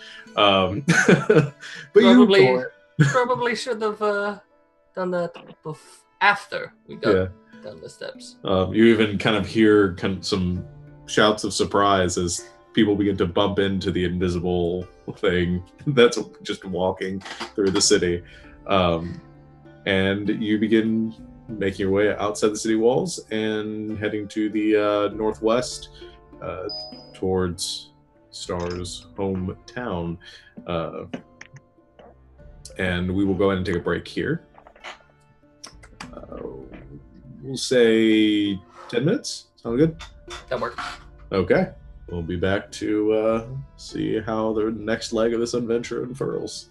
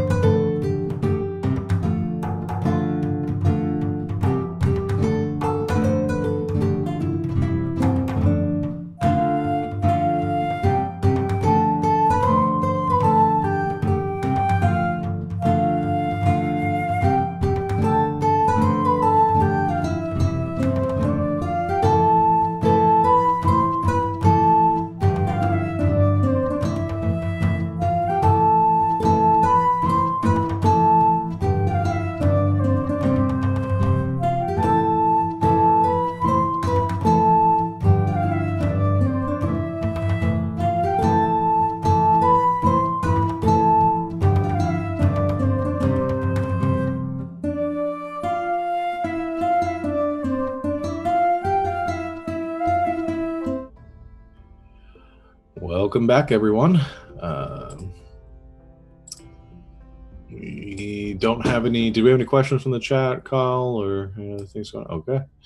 All right. So as you all have left the city and begun your journey to the north, heading towards Sharpthorn, Star's home village. Star, you know the way pretty well, so you're able to navigate people there without too much of an issue. You all travel for the next few days, about 3.5 days to get there. So by the end of the third, or by the halfway through the 4th day of travel, as you push through the underbrush and make your way down a ravine near the edge of the World Child's Cradle, this massive caldera, you begin veering towards the Pass of the Rising Sun, towards the western shores of Growldar. As you do, you see that this area is kind of densely coated or densely packed with thick bramble patches that sort of permeate the area, and Star, you knowing this area a little better, sort of navigate and show people where to go and follow these pathways through it, this very treacherous jungle terrain. After about a few hours of moving through these patches, it opens up into a semi-clearing at the center of it, and you see nestled in this clearing, with a few trees kind of interspaced throughout, a small village nestled just at the edge of this caldera. Looks to be Tabaxi based on the other ones that you guys have seen before. A few dozen huts, a river moving through it, kind of twisting between the bramble patches. You can see a few boats moored at the rivers, and some fish drying out in the noonday sun, and some common Tabaxi folk making their way to and from their daily chores. Well, I think first stop, unless someone else decides to stop us, would be home. Okay. Star, you make your way, knowing the direction, to a moderately sized hut towards the edge of the village, set up on stilts like the rest of them, with a small staircase leading up to the front entryway, which is closed with a waving the scrap of linen cloth that kind of flaps in the doorway. There are some other bits of clothes and other items hung out on lines throughout or outside the building. And from within, you can hear a kind of a faint humming of familiar your mother's, kind of as she making her way doing her chores inside. You can hear kind of a whistle and a hum emanating out from within. I just sort of knock on the door frame as I push the curtain aside. Hello?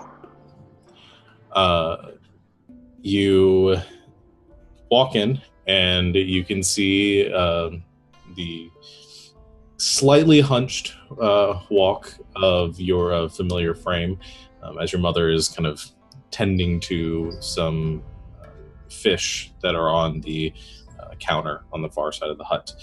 She jumps as you knock on the door and enter, waving a knife in hand. And as you turn towards her, she goes, "Who's there? Star? It's been a while. Where have you been?"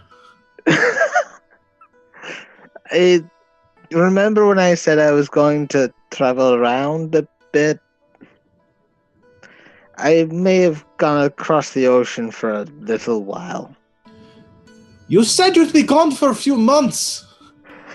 It's been years. And then you just walk in here like nothing is wrong. I asked Bird to give you my letter, didn't he? Yes, he did, and I expected you to show up within a few days. And then weeks later, here you are.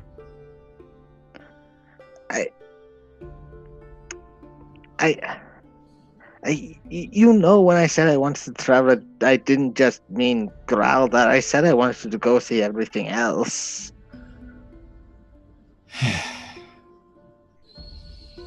I don't know what I'm going to do with you.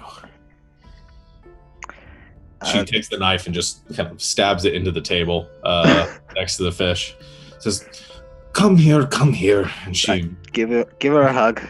She gives you a hug and backs up and looks you over. Says, well, you look good.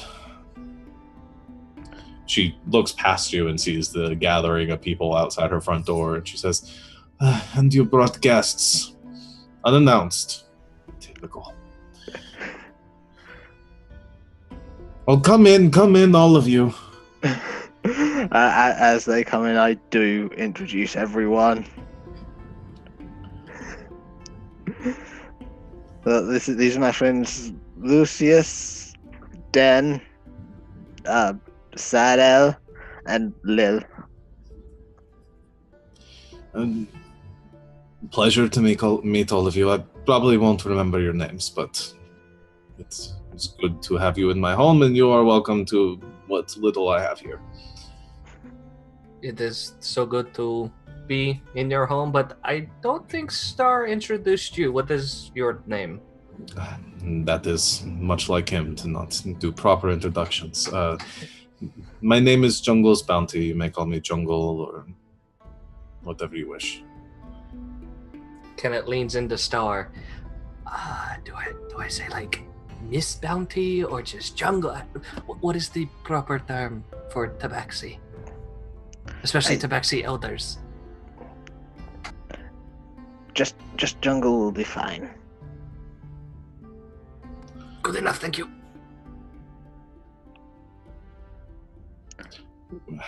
Are you all hungry? I have some fish that I was preparing for dinner. I don't have much, but I have some to share. If you want, we can go catch some more. It will be no bother. And I suppose you probably haven't done an honest day's work in some time, so you're welcome to try. I was taught perfectly well by Leaf and Bird to do. I can't even hold that one up. No one's ever really asked, but I'm sort of really good at fish. She looks you over. We'll see about that then.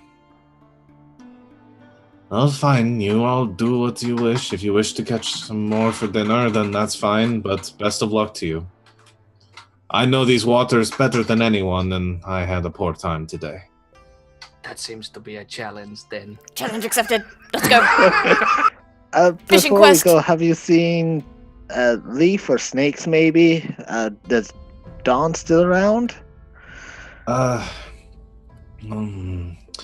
I haven't seen Snake for a while. She left around the same time you did, shortly after.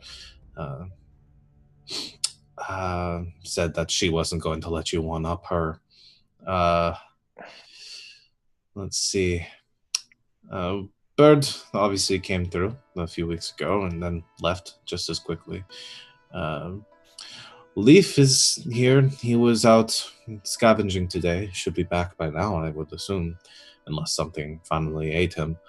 And, Don should be around. That crotchety old man is probably yelling at kids or something nearby. His favorite pastime. Has anyone beaten my record for most scaldings in one day yet? No, not as far as I'm aware yet, though. There are some promising new young ones around the village. Give me 5 minutes with them. Well, I'll start getting dinner prepared then. Is there anything else you would like us to get while we're out fishing? Anything you need from the market, maybe?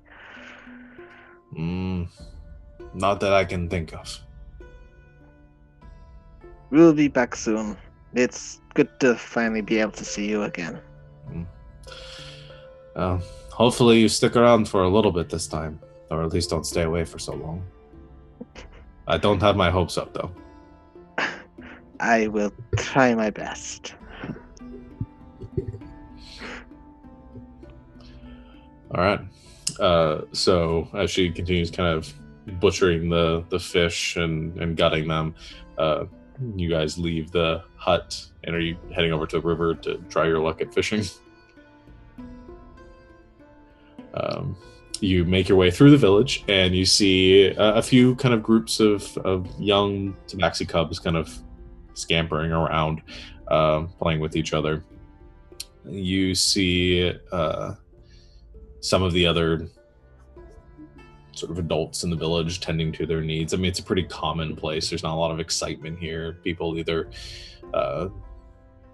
tending to mending clothing or weaving baskets and other necessities, or gutting fish and butchering other animals from the day's hunt.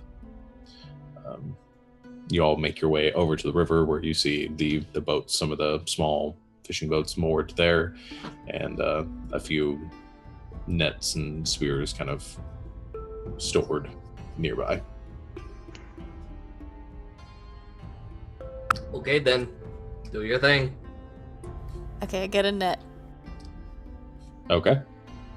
I'll ditch my armor for this. Okay. I'm gonna net, and I'm gonna run and jump in, very gracefully diving into the water, so as not to disturb it.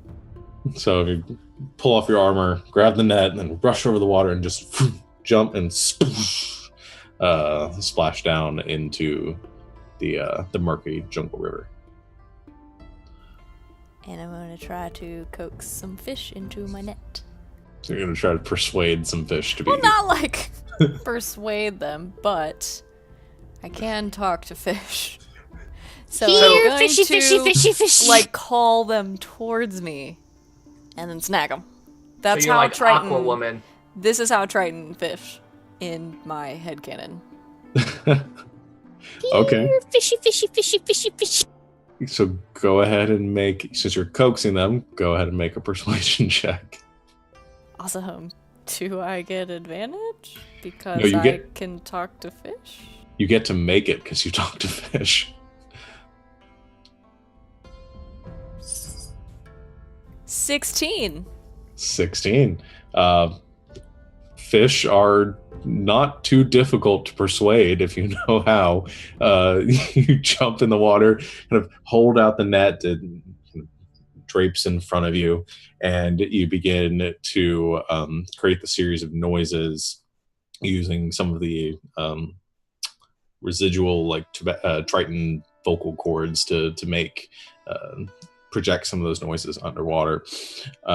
As you do, you see some of the jungle fish, or these river fish, that are swimming around, kind of face towards you, and then slowly begin to make their way towards the net.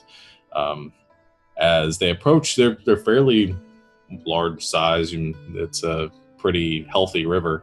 You hold the net there for a moment, and then go to snag them. Now have you make an attack roll with the net using it. You have advantage because they're entranced by you. Is that with strength? Yeah, it's Just strength. like a regular attack? Are you proficient in martial weapons? I'm proficient in literally everything. Okay, then yeah. Armor and weapons, yeah. Strength plus proficiency, and you got advantage. Okay, so that's gonna be a +6, I think. I'm just gonna, you know what? I'm just gonna roll with my Warhammer because it's the same number. That's fine. 20. 20. All right, that's pretty good. You take the net and with a swift motion, wrap up the 3 large-sized fish in front of you with the net. You feel them kind of struggling against it, trying to break free of it, but they're not strong enough to to actually force their way out. I swim back up. Okay. Then you see a dark shadow making its way to the surface, and then with a swoosh, you see a bag of fish kind of caught tangled in this net go up onto the shore, and then pulls herself out, following it.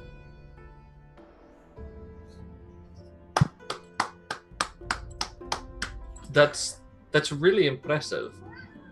Yeah. Please say there are other fishermen watching this right now.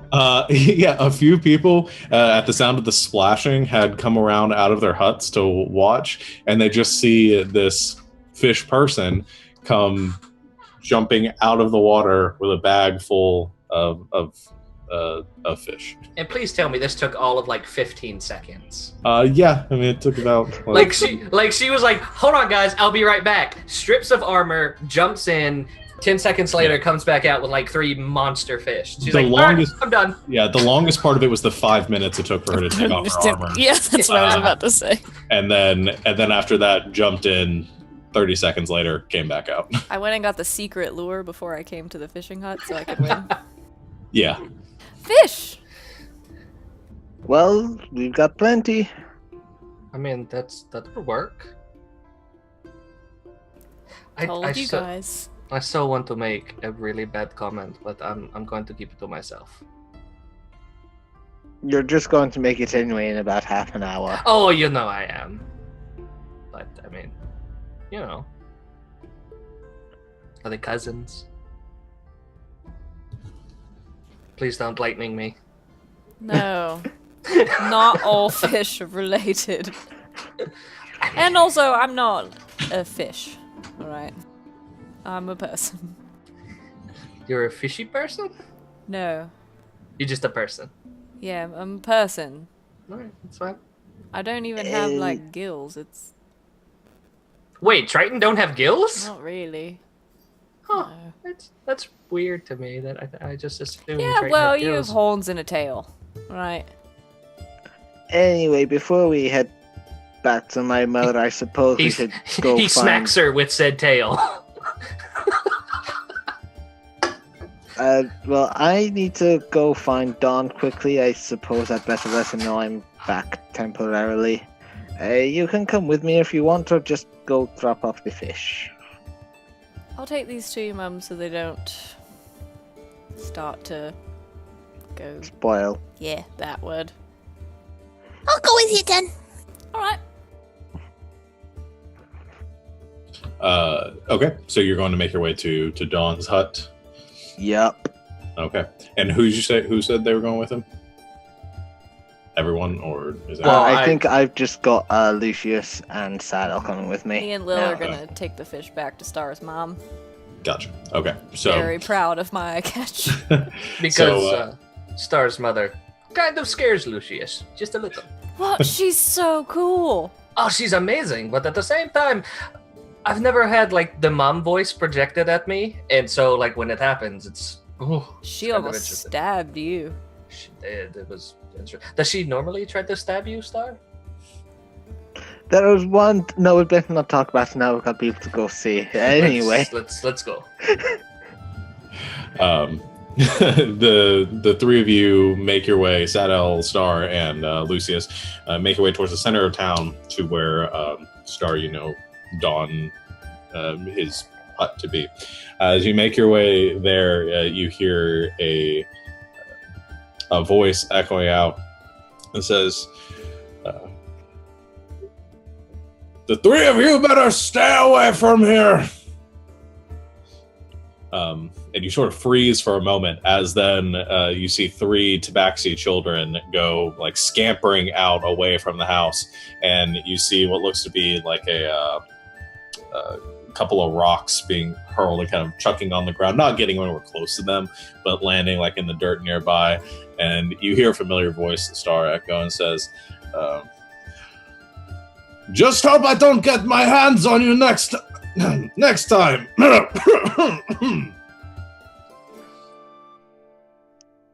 I think all the shouting has taken its toll finally. Hey, I might not get yelled at too badly. This is great. I mean, you almost got stabbed by your mother. I'm like, and she is literally the person who gave birth to you. He's probably going to hit you with a rock. More than likely, it's happened before. As you guys round the corner, you see standing at the doorway, the entryway to this hut, there is a rather large tabaxi man, kind of broad shoulders, a little bit burly, looks kind of a warrior's build, but like with a really rotund sort of pot belly, as a warrior that might have let the let his physique fade in years of peace. And But he still looks like he could probably take you Still, if given so- the chance. sort of like a Robert Baratheon of of Tabaxi. Yes. Yeah, and he just kind of stands there. He has a wine skin, and he chugs at it a bit, and kind of mutters under his breath, "Damn kids!" and kind of looks like he's turning back into the hut.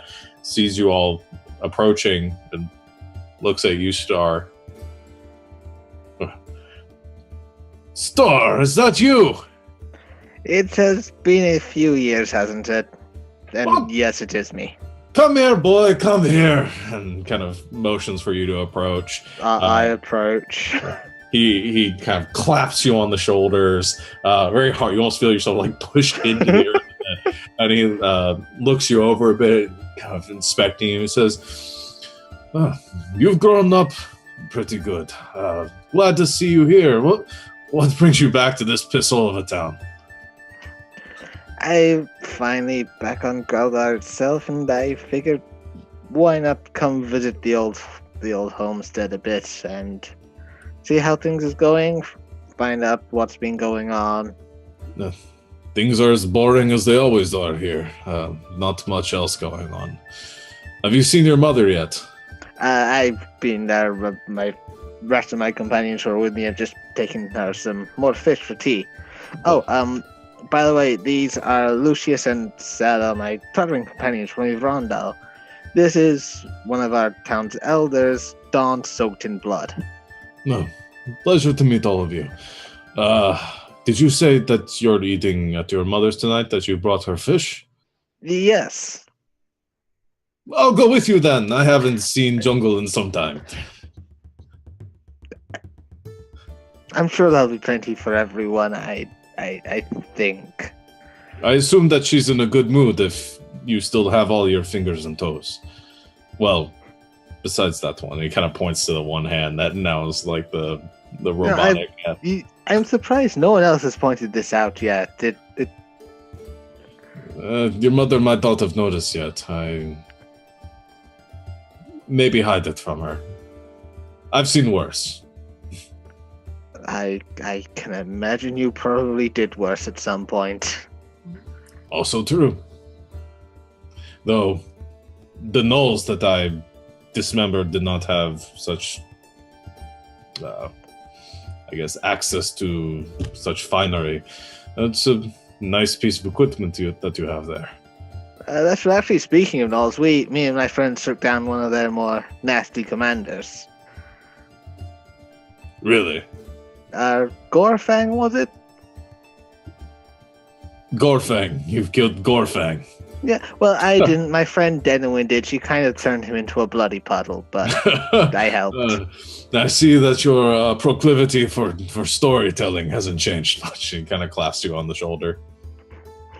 No, he's Ow. he's telling the truth. And you have your friends in on it too. That's impressive. He's going to love Den. Like when Den shows him the proof, it's going to be fantastic. Actually, but before we go, do you know like what weapon Gorfang usually wielded? Last time that I was on the front lines, which was many years ago, and the war chieftains of the Gnoll tribes all carried large sort of flail-like creations. Okay, that's all I needed to know. It's just when you meet Din, it's probably the first thing you're going to notice, but you'll see when you get there. Your friends speak strange riddles. And he takes another swig of. You have no idea. Hey, how pickled are you right now? We don't want an incident of that time 7 or 8 years ago where we had to drag you back and then you got violent, and I don't think the well was ever the same. I've been worse. That'll do. Come now, I'm hungry. Sort of pulls you along with him. There's no way I can resist this guy. I am being dragged. Yeah. Which, by the way, I didn't think about this. Sato, are you having Dieter follow you around right now, or is he like waiting at the hut? He's probably following me around. Why not? Which at that point, probably not noticing it after, clearly being a few too many in his cups. Kind of as he's making his way, kind of pushing towards your mother's home, turns over his shoulder and kind of giving a nod to you, Sato, who's been sort of quiet through this exchange, and looks over your shoulder and sees the creature that is behind you and stops for a moment and says, "There is a strange creature following us." Oh no, that's just Lucius. It's fine. I'm literally right here. You've been talking to me. Does anyone else see that? And he points to Dieter. Yes, that's mine. Huh. I've never seen something like that before. Are there many of them? No, well, I made it. You made it? Yes. Is it a child of yours or something? You look elven. Are you not elven? No, I'm, half elf. He's the one who made my hand. Built it, just like I built his hand. Huh.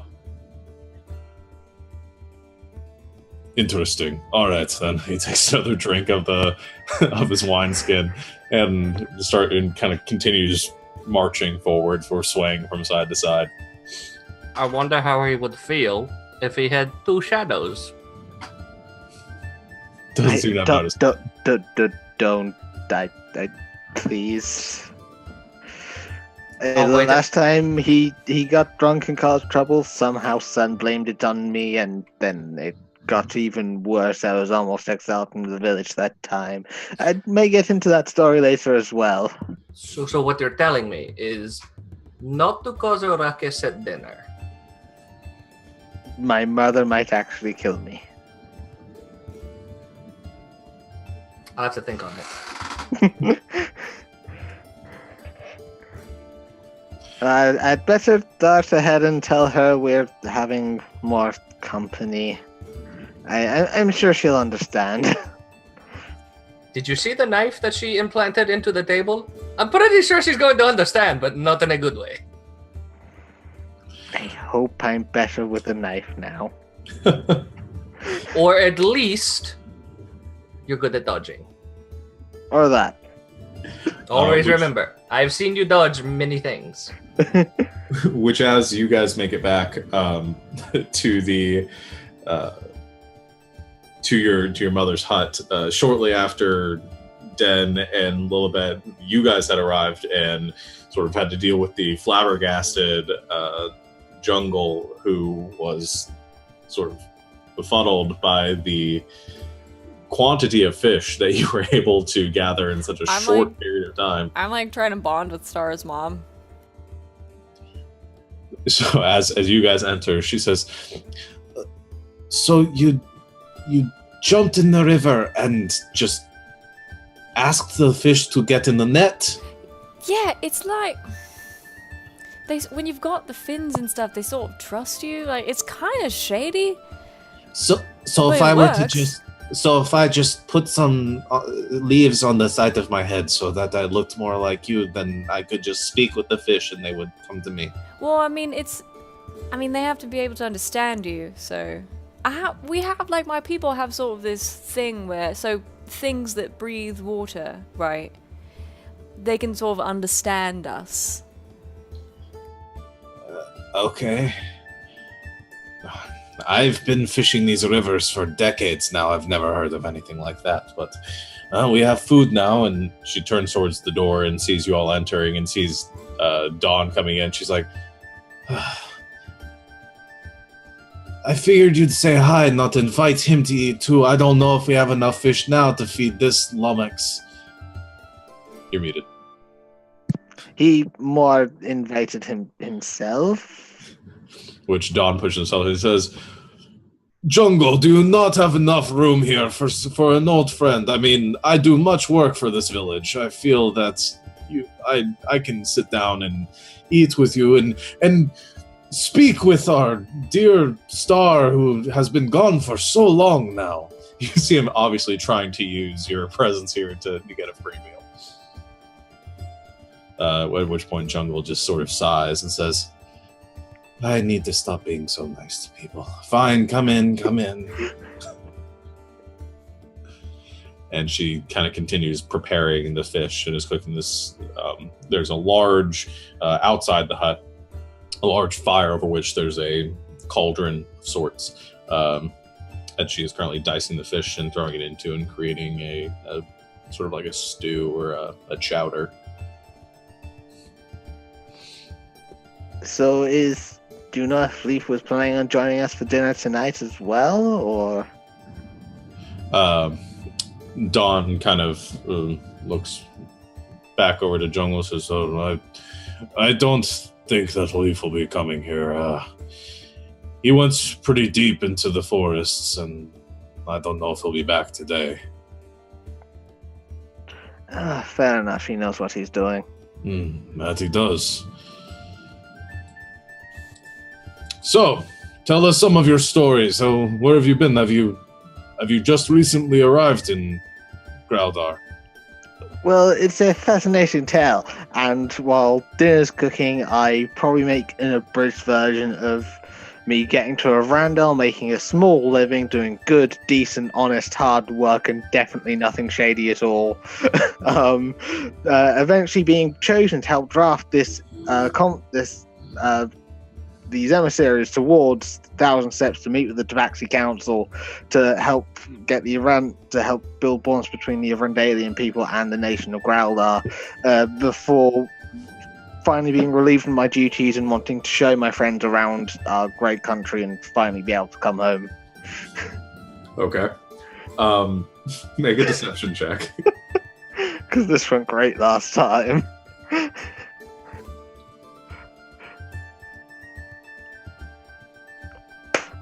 Natural 20, 21. Okay.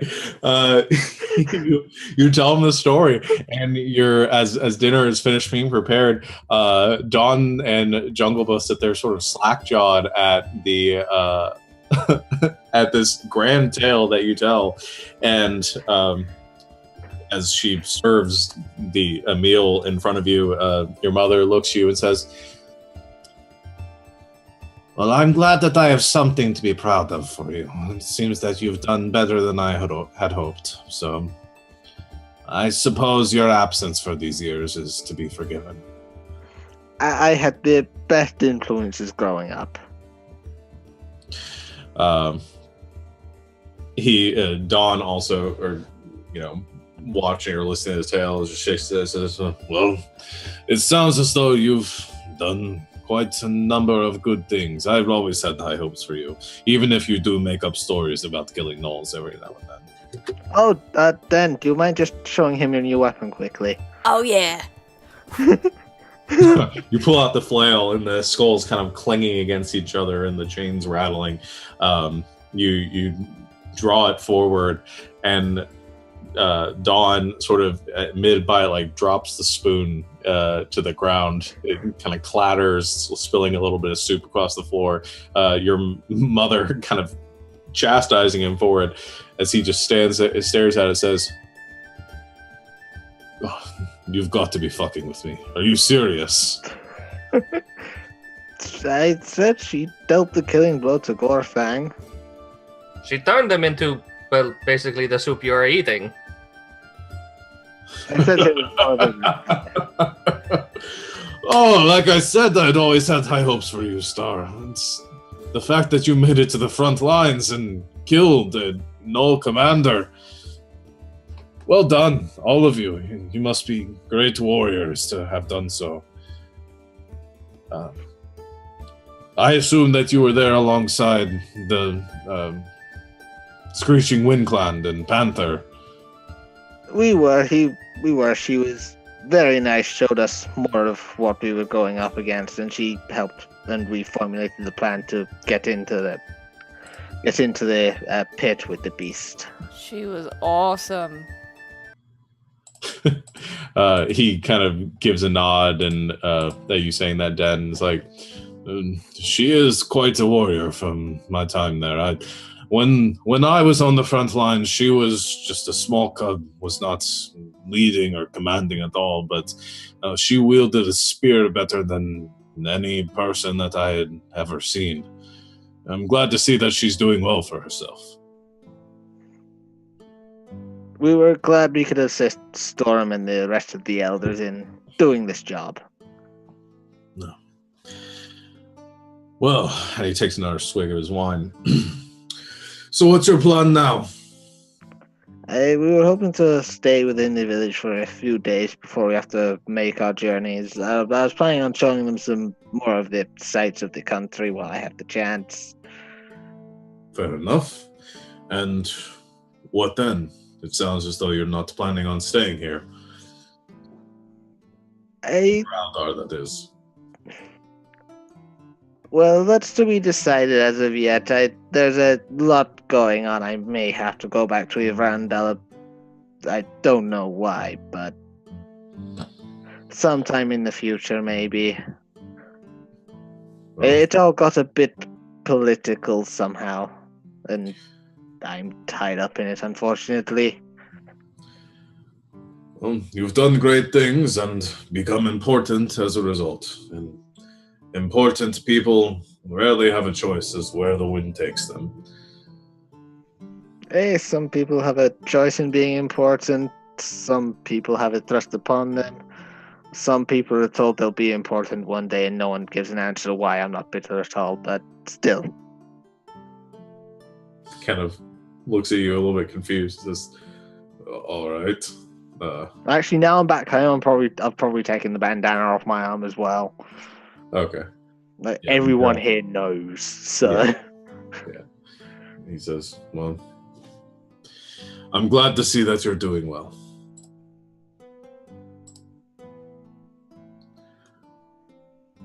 So, I guess it's growing late unless we have further conversation to make. I'll probably be along to see you in your hut in the next day or two if you have the chance. I don't know what you're up to nowadays other than drinking, shouting. Just protecting the city, protecting the village and all who live here with my warrior's prowess. Of course. Well, I grow tired. I'm going to head back now. And he stands up, sort of wobbling a bit. Thank you for dinner, and I will see you all around. And he goes staggering down the steps. Has his drinking problem really gotten that much worse? Really? Your mother, as she's kind of cleaning up some of the bowls, she says, you have no idea. Last, I think it was only 2 moons ago that he was running around the city, or running around the village, yelling at frogs and other small creatures about, I don't even remember, but clearly had had too much to drink. I'm amazed that Six or Son hasn't chastised him yet. It's rather astounding. I don't think that anyone is going to be able to take him from his ways. He seems very set in them. Unfortunately, yes. I'll start helping out with the washing up as well. And as I might as well be a good child while I have the chance. as everything is sort of finished and prepared, Chungle turns to everyone and says, I only have so much space in here for people if you wish to stay. My home is, of course, open to all of you, but well, I'm a simple woman and do not have many luxuries or accommodations to provide to the rest of you. So you can sleep on the floor, sleep outside the hut. It makes no difference to me. We have our sleeping bags and the fire is still warm, so... All right. Well, I am tired now, so I will head to sleep. And she looks to you, Star, and sort of puts her hand on your arm for a moment, looks at you motherly, says, I'm glad to see that you're okay. And she looks down at your hand and says, and looks back up at you. She says, despite whatever you've been through, sleep well. You two, I'll see you in the morning. All right. So the rest of you are heading off to sleep.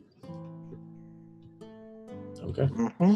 You head to rest, waking the next day bright and early as the sun crests over the eastern horizon. You hear the sounds of the Tabaxi folk making their way to and fro, beginning their daily chores, some heading out to the river to fish the day's catch. What would you like to do? Do any of them have like leaves pinned to their? Just Hasn't caught on quite yet. okay. Unless we're just like really doing anything important, I want to go hang out with the fishermen. Okay. Lil's just gonna take it easy and try and get rid of that injury point. Okay. So is the plan just to sort of hang out here for a few days, rest, recuperate? Pretty much, Star's gonna try catch up with as many people as he can. First person I guess I want to go see today is going to be Rain, if she's still in the village. Okay. Yeah. So everyone sort of, then you go and bond with the fisher folk. Lil, you get some rest sort of outside the hut, watching everything that's happening while you try to recuperate from your recent injuries.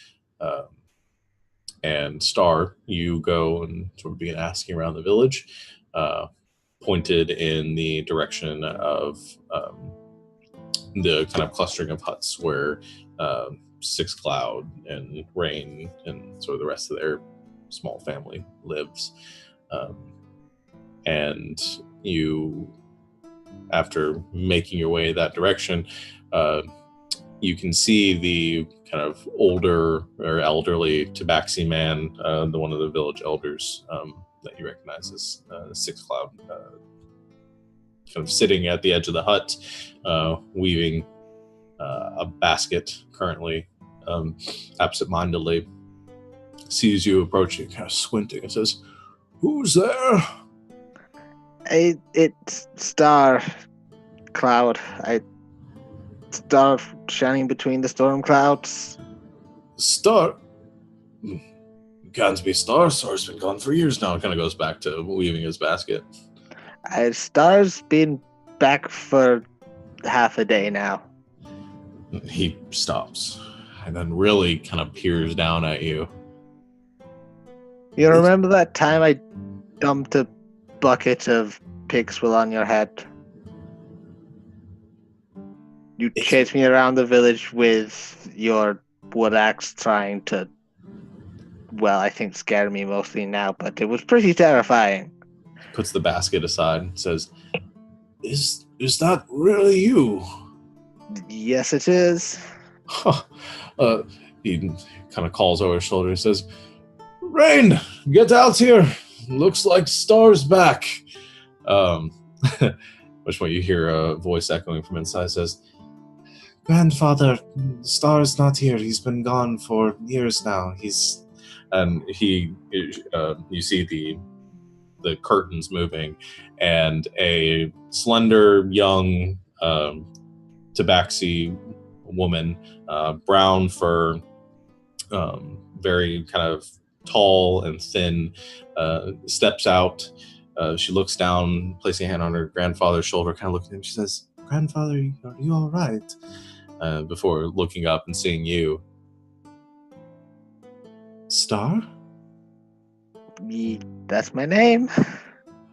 She comes rushing down the steps and kind of rushes over to you and embraces you really tightly and says, I didn't think that you were still alive. I got rather tied up.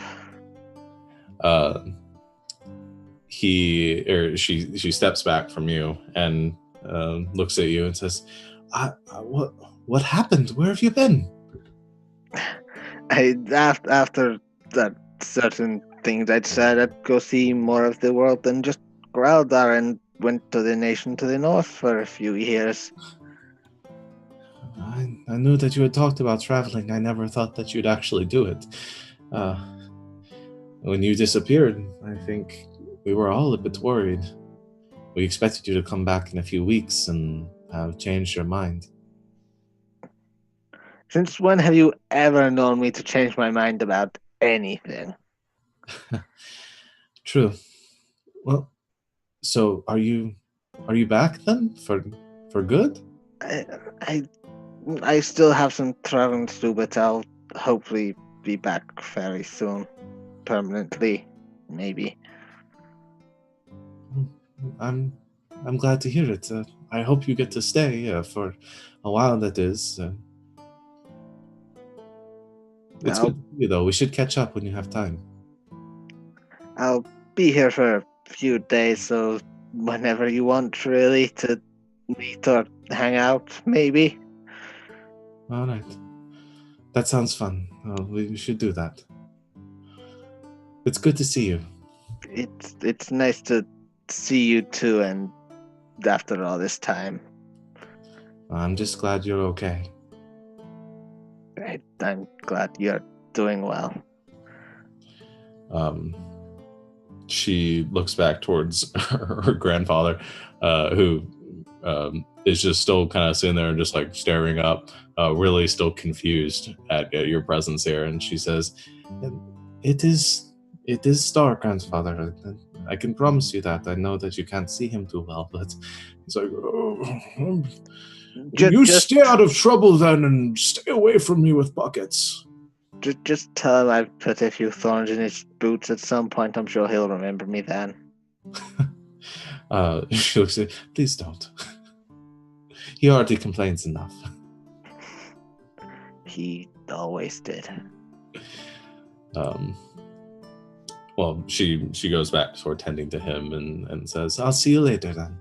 I'll see you later. I'll definitely be more in the village square tonight, hopefully. All right. So, where do you go next? Oh god, this is one I've been dreading. I'm gonna have to go and see Sun as well quickly, just to say, hey, I'm here. Don't scold me for anything. I didn't do it. Okay. You make your way towards the hut, to kind of the largest hut at the center of the village, where Sun's residence is. As you make your way into the hut, kind of pulling aside the curtains, you see a few tabaxi gathered around, and one of them, a young man, kind of turns in your direction and says, I'm sorry, sir, can I help you? This young boy probably was only a couple years old when you left. Is Sun around? I've been gone from the village a while, hoping to be able to see her quickly. Oh. Sun isn't... She passed a few months ago. Oh, I'm sorry. I guess you're not from this village then. I am from the village. I've just been traveling for a long time. Oh. Her daughter, Moon, is matriarch now, has taken her position. suppose I'd better go and see Moon quickly then. Okay. He says, "Oh, well, follow me. I'll take you to her." And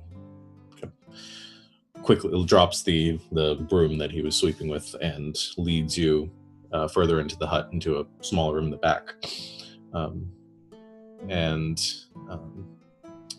As he reaches the door, says, "Mother, do you have a guest out here?"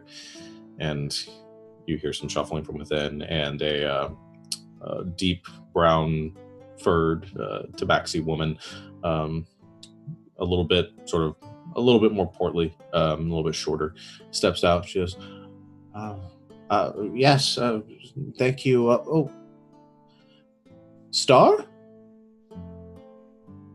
Again, that's my name. I don't know why people keep saying it so much today. Because you're not here. When did you get back? Yesterday afternoon. It's good to see you. I'm sorry. I assume you haven't heard the news? My mother she passed a while back. I'm sure you're here to see her. Your son told me as I was coming, and I'm sorry for the loss. Oh, it's She was a very wise leader and terrifying. She did have a bit of a temper. It's good to see another return to home once again. We have so many coming and going now. Things are changing quite rapidly. But it's good for you to be here. I know she would have liked to see you, even if she did come across as a little bit angry. I'm pretty sure her last words to me were, "Don't come back here until you make a proper man of yourself." But well, that was just who she was. But her passing was not a surprise. She was rather old, but she was no less missed by us. Of course, I figured I'd better come and announce I'm back for a few days at least.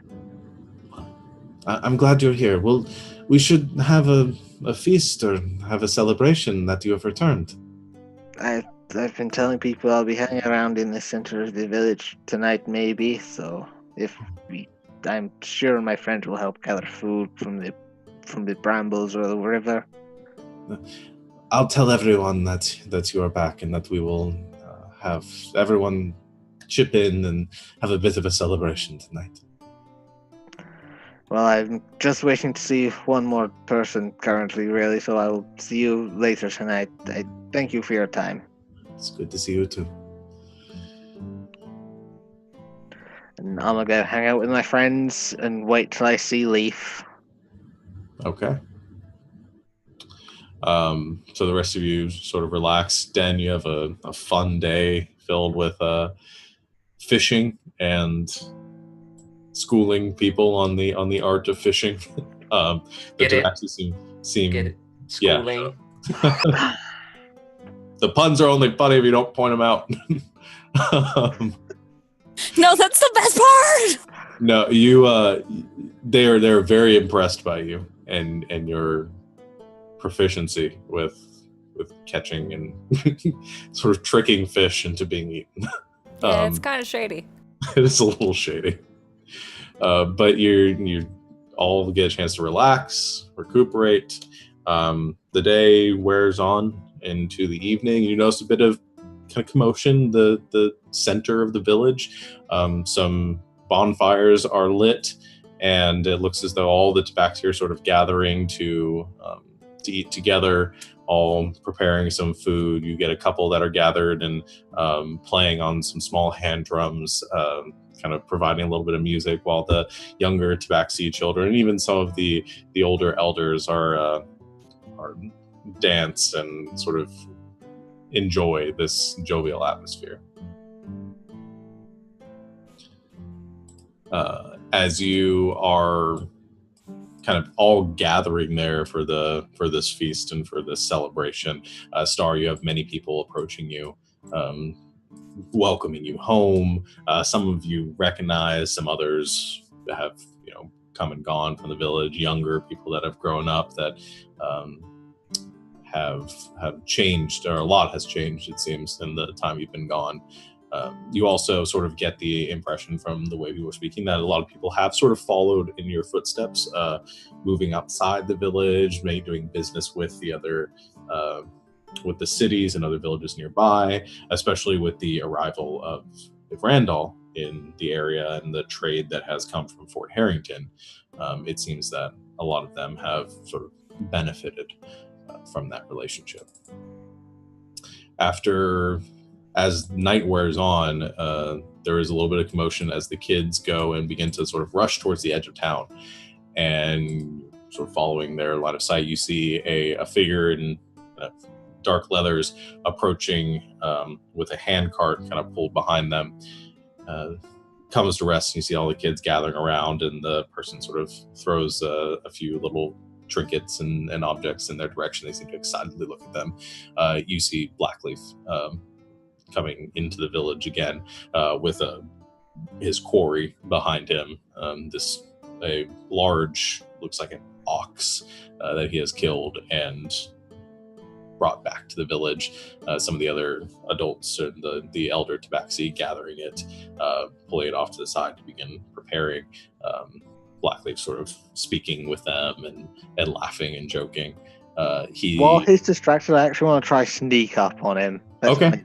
Game. Yeah, go ahead and make a stealth check. 28. 28. Okay. You just vanish into the shadows and you creep around, getting behind the cart. Nobody seems to notice you as you approach. What do you do? I just get closer and closer, so I'm like right behind him. Then it just like above his shoulder, just boom. At which point you go scare him. He immediately whips around. You hear the shing as he draws a dagger from his side. When he comes around with it, I'm ready with my own dagger. I know what he's like. Okay, he jumps around. You see this sort of feral, like very instinctual reaction from him. At the same time, both of your daggers meet in the air, and this sort of like the spark of steel. And he jumps backwards from this.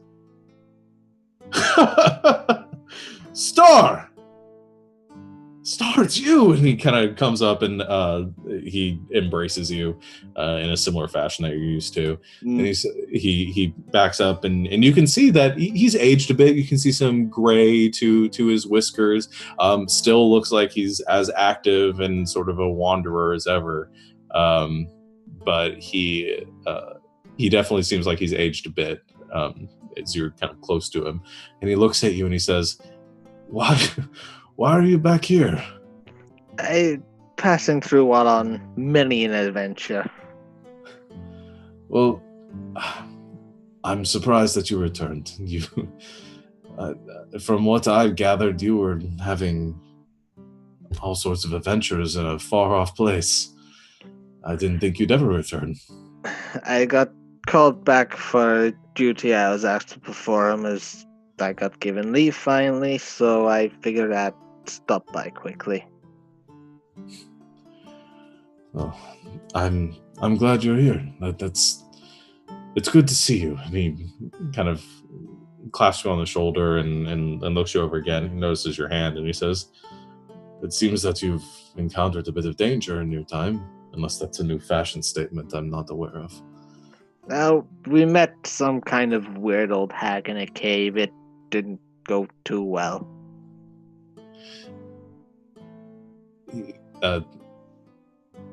In the cave, you say? Yes.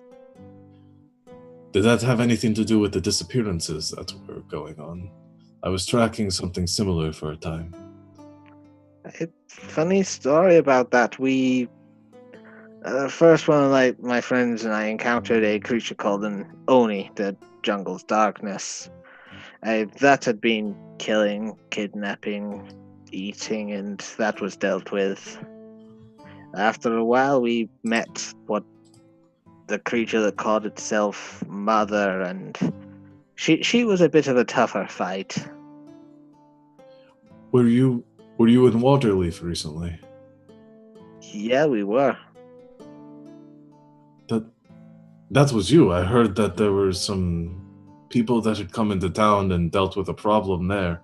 I didn't know that this was one of our own. I learned a few new tricks since I was away. I'm glad to see that what I taught you, or some of it, stuck. And hey, I finally snuck up on you. It only took me, 10 years of being away? Or maybe you're just getting old and losing your edge. Hey, I'm as sharp as ever. You've just improved. All right. Well, it seems as though I assume the celebration is for your return. Yes, Moon seemed rather keen on the idea, surprisingly. Well, go and enjoy. We'll catch up more. I'll bring you a drink later. I'm just going to carry on partying and talking to people and doing what's expected of me in a social situation, because I guess I'd better behave in front of the whole village. I've already found a point to put the kids to one side and tell them all the best pranks. Okay. And their parents look on with apprehension. Most of them being people that, most of their parents at this point being people like you grew up with, that know your behaviors and penchant for danger and mischief. So they sort of usher their kids away after you're done speaking with them and saying like, no, you don't do a thing that he told you to do. I will tan your hide. The rest of you I bet tomorrow we're woken up by screaming. So you have a chance to celebrate and to gather all of you sort of enjoying the atmosphere. Anything other conversations or people you want to speak with? Pretty much everyone is there. While I've got the chance, first person I'm going to talk to will be Dawn. Okay. You go and see the elders kind of sitting over in one side, all kind of... If possible, I'd like to pull him to the side to have a bit of a private chat. Okay. Dawn, who's had a few drinks, not as bad as he was the previous night yet. You pull him aside. He says, oh, of course, I'll come with you, all right. And you pull him off away from the festivities. He says, so, what do you need? I went traveling because I didn't know what was going on with my life. I've come back to find the truth and come across more mysteries. Dawn, I know you've kept an eye on everything that goes on as much as you can. I need to know about this mark and who gave it to me. He kind of clams up a bit. You can see him shift awkwardly. I had hoped that your time away you'd lose interest.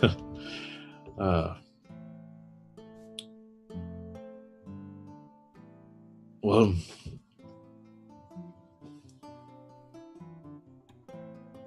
I suppose you know, or you should know. You're a grown man now. And you deserve what little bit of truth I can give you. And the truth is that we gave you that mark. That was something the elders chose and did when you were but a boy.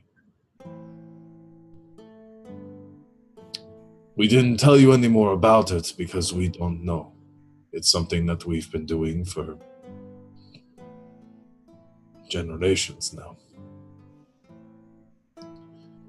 I don't know why. All I know is that the elders are tasked with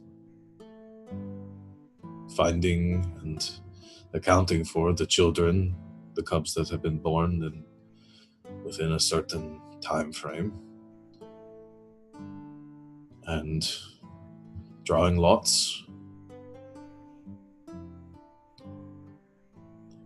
The lot we drew just so happened to be you, and thus we marked you. And as expected, around your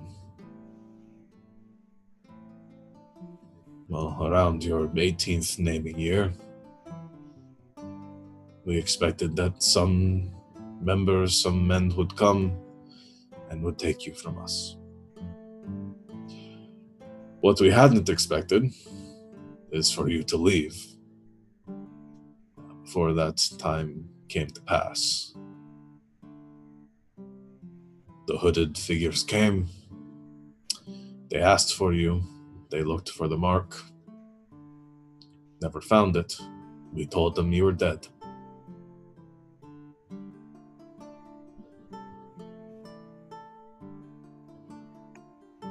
Well, I've been exploring.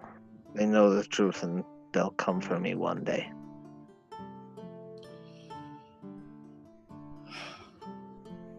I wish I had more answers for you. And maybe someday long past, someone did. But as far as I know at this point, no one here has the solution or the answers to why any of this had to happen. Dawn, can you do me a favor after I'm gone? After I've left again? Okay. I need to ask my mother about my father.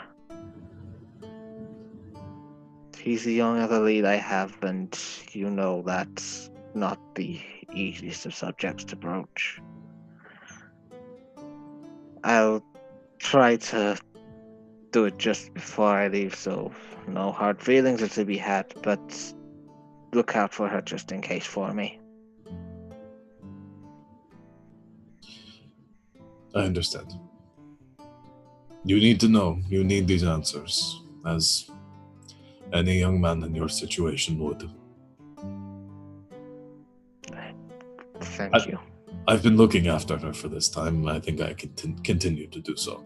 Though, as I can tell you, she doesn't really need it. She takes care of herself. And honestly, I'm probably more in danger from her than she is from anything else. But I'll do what I can. Thank you. It means a lot after all the things I did. He claps you on the shoulder and says, "Come, enjoy the feast that they're throwing for you. At least have a few drinks, dance with a few girls. Enjoy yourself." I suppose after that we go back to the feast, we drink, we sing, dance with Rain for a little bit.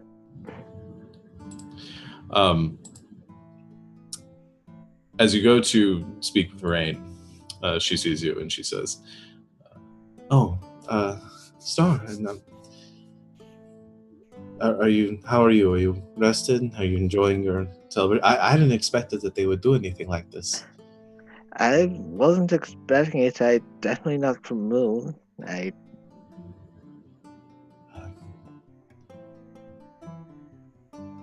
She sort of fidgets for a moment and she says, I should probably tell you that I remember the last conversation we had before you left. And well, 10 years is a long time. It is. I need to tell you that this is awkward to say, but I've been betrothed. Who to? Vine of the Swaying Tree clan as well, one of the noble families in Thousand Steps. That's wonderful. You'll finally be able to move up as your family's always wanted.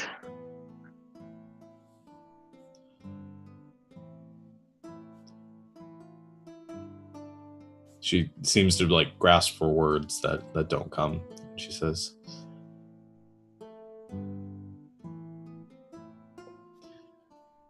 "A lot changes in 10 years. A lot really does. Well, I know that from what I heard, you're going to be leaving soon. And if you do make it back, I might be in 1,000 steps at a time. It'd be good to see you again." I'll make sure to stop in. I can't let you get into any trouble now, can I? No. I think you've drawn enough attention now, and you're a little too old to be getting into mischief like you used to when you were kids. I remember when you used to steal small things from my grandfather's house. I assume that you don't do things like that anymore. Not at all. It's good My to goals hear. are much larger now. Well, let's get a drink. Yeah, of course. And she kind of walks back with you and begins sort of chatting and catching up a bit more. And there's sort of a little bit of an awkwardness to her conversation. You can tell that she was definitely sitting on that for about as long as she could. But all in all, she seems very happy to be in your presence. So, as you celebrate, eat, drink, before finally the night wears the point that you all sort of conk out, passing out, or just going to sleep at some place or another. Is there anything else during your guys' time? Star, you wanted to have another conversation with your mother before leaving? Is there anything else you guys wanted to do before leaving Sharpthorn? It's just the one last conversation for me, aside from the general catching up with everyone. Okay. So I assume sort of last conversation you have right before you leave. Yeah. All right. So you guys have a few days of recuperating and resting. If you have any injury points, it's enough to knock them down by 1 level.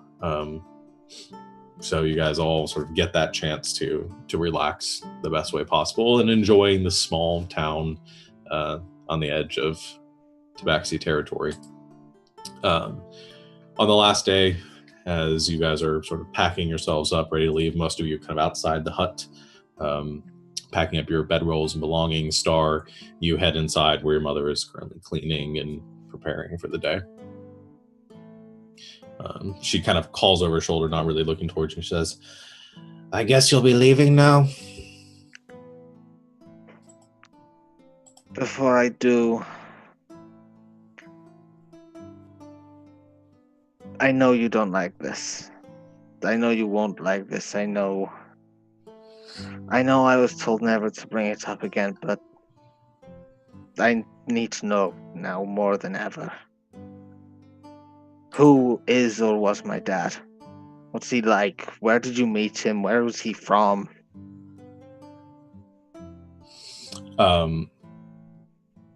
She's currently, or she was, cutting a sort of bunch of vegetables, preparing for whatever she was going to be cooking for that day. And as you mentioned that, she stops, puts the knife to the side, and just sort of leans on the counter. You hear a long sigh.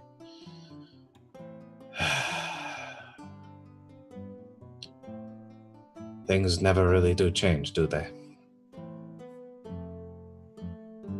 The only clue I ever had was my fur. Even then, I've never met another Tabaxi like me.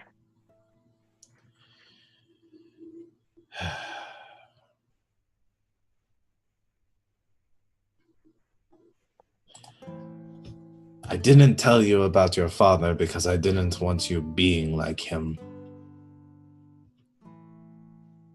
Your father was a bastard who couldn't commit to anything and left when he was needed the most.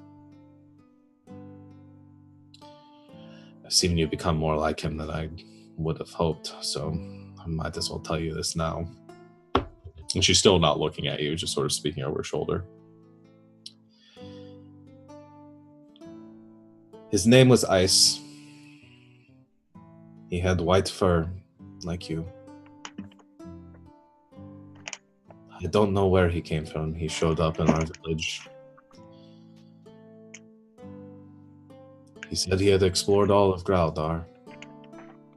I was young, stupid, and I fell for him. He stayed for a while, left every now and then, and came back. Always talking about far-off places he had visited.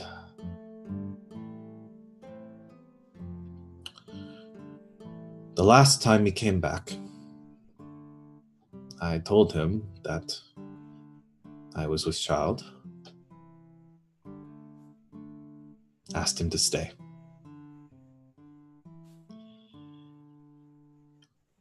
He refused. Said that his purpose was greater than that.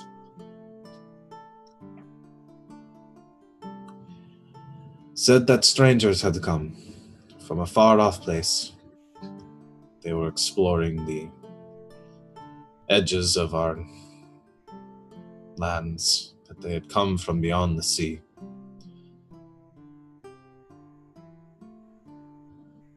He called them, sailors, pirates, something like that. I don't know what they were. I never met them. I cursed him out, told him to never come back. And he left to join them.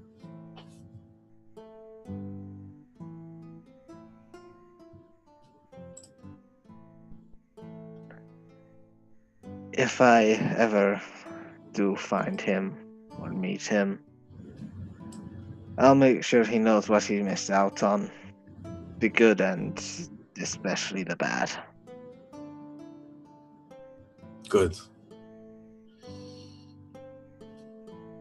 Just don't be like him. If you find something, give it your all. You find something worth doing, worth enjoying. I know you have these friends now that you're adventuring with, traveling with. They seem nice. Don't abandon them. Otherwise, you're no better than him.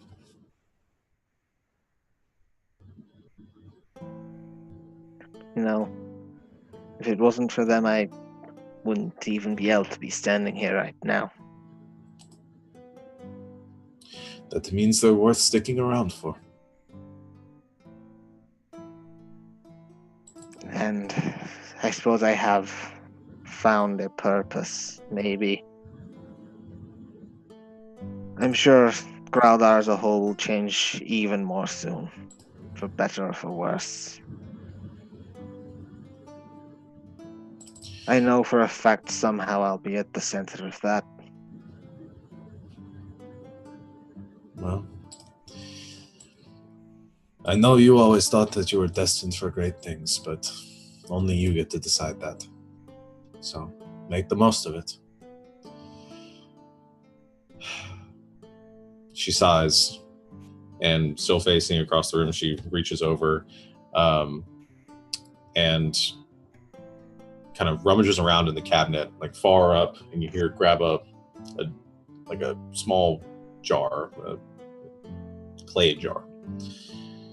She pulls the lid off, rummages around. If you hear something metal kind of slide around inside, she takes it. She turns towards you, and you can see that she's crying. Kind of wet fur around her face. She walks over to you, takes your hand, and clasps it down in it. She says, "If you want to find your father, This is about all I have to offer. It's the only thing he left behind besides you. Maybe it'll help.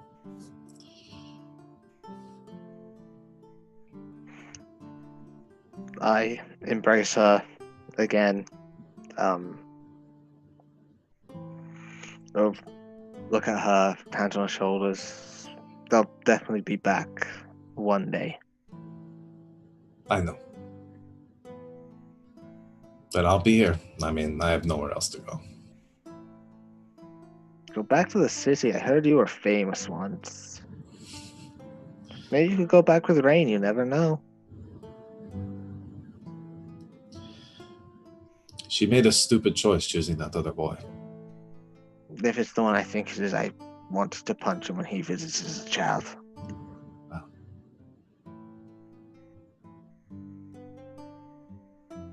Be safe. Come back with at least one working hand next time. You know I can't make any promises. I know.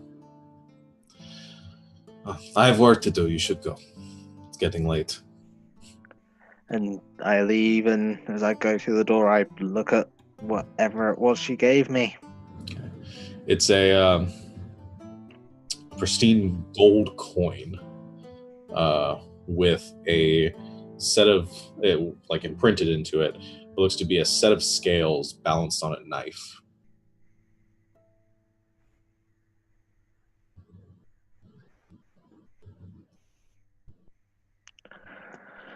Star sort of just flips it in the air a couple of times before putting it in his pocket.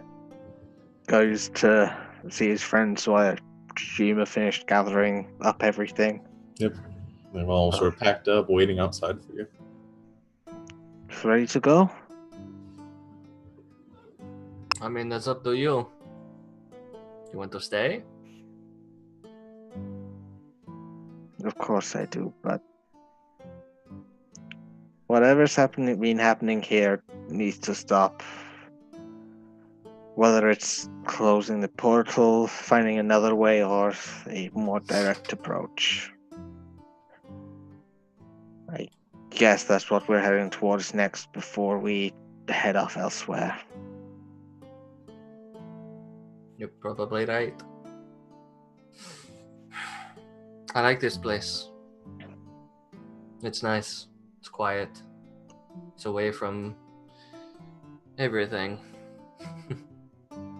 We'll come back. Definitely. So come on. And he reaches over and grabs him by the shoulders and pulls him close. I was like, you're the only one who knows the way through those fucking brambles. So I mean, I would go, but I don't want to die from just all of that just crap. So I'm following you. It's not hard once you get the hang of it. I mean, it just means that you're gonna have to show me 3 or 4 more times, meaning that we're gonna have to come back 3 or 4 more times. So I'm like, if that's the deal. If you don't want to do that, then we just have to stay. But if we're going, we have to come back, and that's the deal. We could stay. I could make a pretty good living as a fisherman. I don't know what I would do. I don't know what I would do, but I mean, I could think of something. Let's go. We're going to lose the daylight. So you heading towards Storm's Tower still, or where are you guys heading? Still towards Storm's Tower, I guess. Okay. You pack up your belongings, gather towards the edge of the village. You see a few of the other tabaxi gather around, sort of waving you off as you go to leave. Many familiar faces, kind of seeing Star wander off once again. Turn towards the brambles and begin navigating your way through towards the west, out towards Last Shadow Bay and where you believe Storm's Tower to be. And that's where we'll go ahead and end our session for tonight. You just hear Lucius as scene ends. I swear to God, if we don't see any gorillas on this trip, I'm going to murder something. Oh, didn't I tell you, Don's killed like 5 of those things in one go. All right. Well, thank you everyone for coming out and watching. We will be back again next week. Savannah, you got our list of thanks, or can you not pull it up because the computer? No. Oh, I okay. can wing it. No, it's fine. I mean, just generally, thank you to YouPickGaming for, and thank you to Incarnate, who does we do all of our maps through. Thank you to Incomtech music. Incomtech for the music. Julie for the art. Julie for the art. Sarah for the overlays. Sarah for the overlays. And if you like more excellent video game, and I don't know what you say. Is that what you think I sound like? Yeah, something like that. That was pretty close. Yeah. It's not like you guys live together or anything. If you want more excellent D&D and other video game content, check out YouPickGaming here on Twitch, where you can now subscribe and get a custom emote, among other things. You can continue cheering for us as well. We haven't mentioned cheering in a while. You can continue cheering for us in the chat. You still have the top cheer. I do still have the top cheer. So I will issue now a challenge to all of our wonderful viewers out there. I have the top cheer on this channel, and I have for like a month. So, pick it up out there. We got to do a giveaway for anyone that cheering. can beat it. We'll think of a cool giveaway to do if you beat my cheer. That is not a guarantee, but I will try very hard to think of something. It's on the internet now. It has to happen. It might the internet can't lie to you. On the internet, it has to be true. Come on. It might just be Dylan rapping or something for a few minutes at the beginning of our session. I would cheer for that. I would cheer for that. Why did I get volunteered for this? Because you've been quiet for the past 25 minutes. And then, in addition to Twitch being awesome and you all being awesome, follow us on Twitter at YouPickGaming, also at Survivor Complex without the S, and subscribe on YouTube as well. Sarah has put all the links at the bottom of the page, which is awesome. So they're down there. She worked really hard on them. So yeah, read them. Go to those links. And then the Soul Stitcher class, because I know someone asked in chat, is what I'm playing. It is a homebrew class by Sean that can be found on the DMs Guild. So check it out. I'm loving it. I'm level 7, and I cannot wait for like 3 or 4 more levels because it's awesome. And then Sean, about the calendar, is that on the YouPickGaming Twitter, or it's is it on? In the process of being made beautiful and readable for everyone. Definitely. We are going to post a link and pin it to the Survivor Complex Twitter. There you go. So, definitely going to happen at some point. Sweet. All right. I think that's it from chat that I'm reading, so. Okay. Well, other than, all the ninjas cutting onions. Well, thank you for everyone for coming out and watching, and we'll be back next week and come out on Tuesday to watch our Cypher system game Wonder World to see some superhero action. But until next time, good night, Internet. Good night, Internet.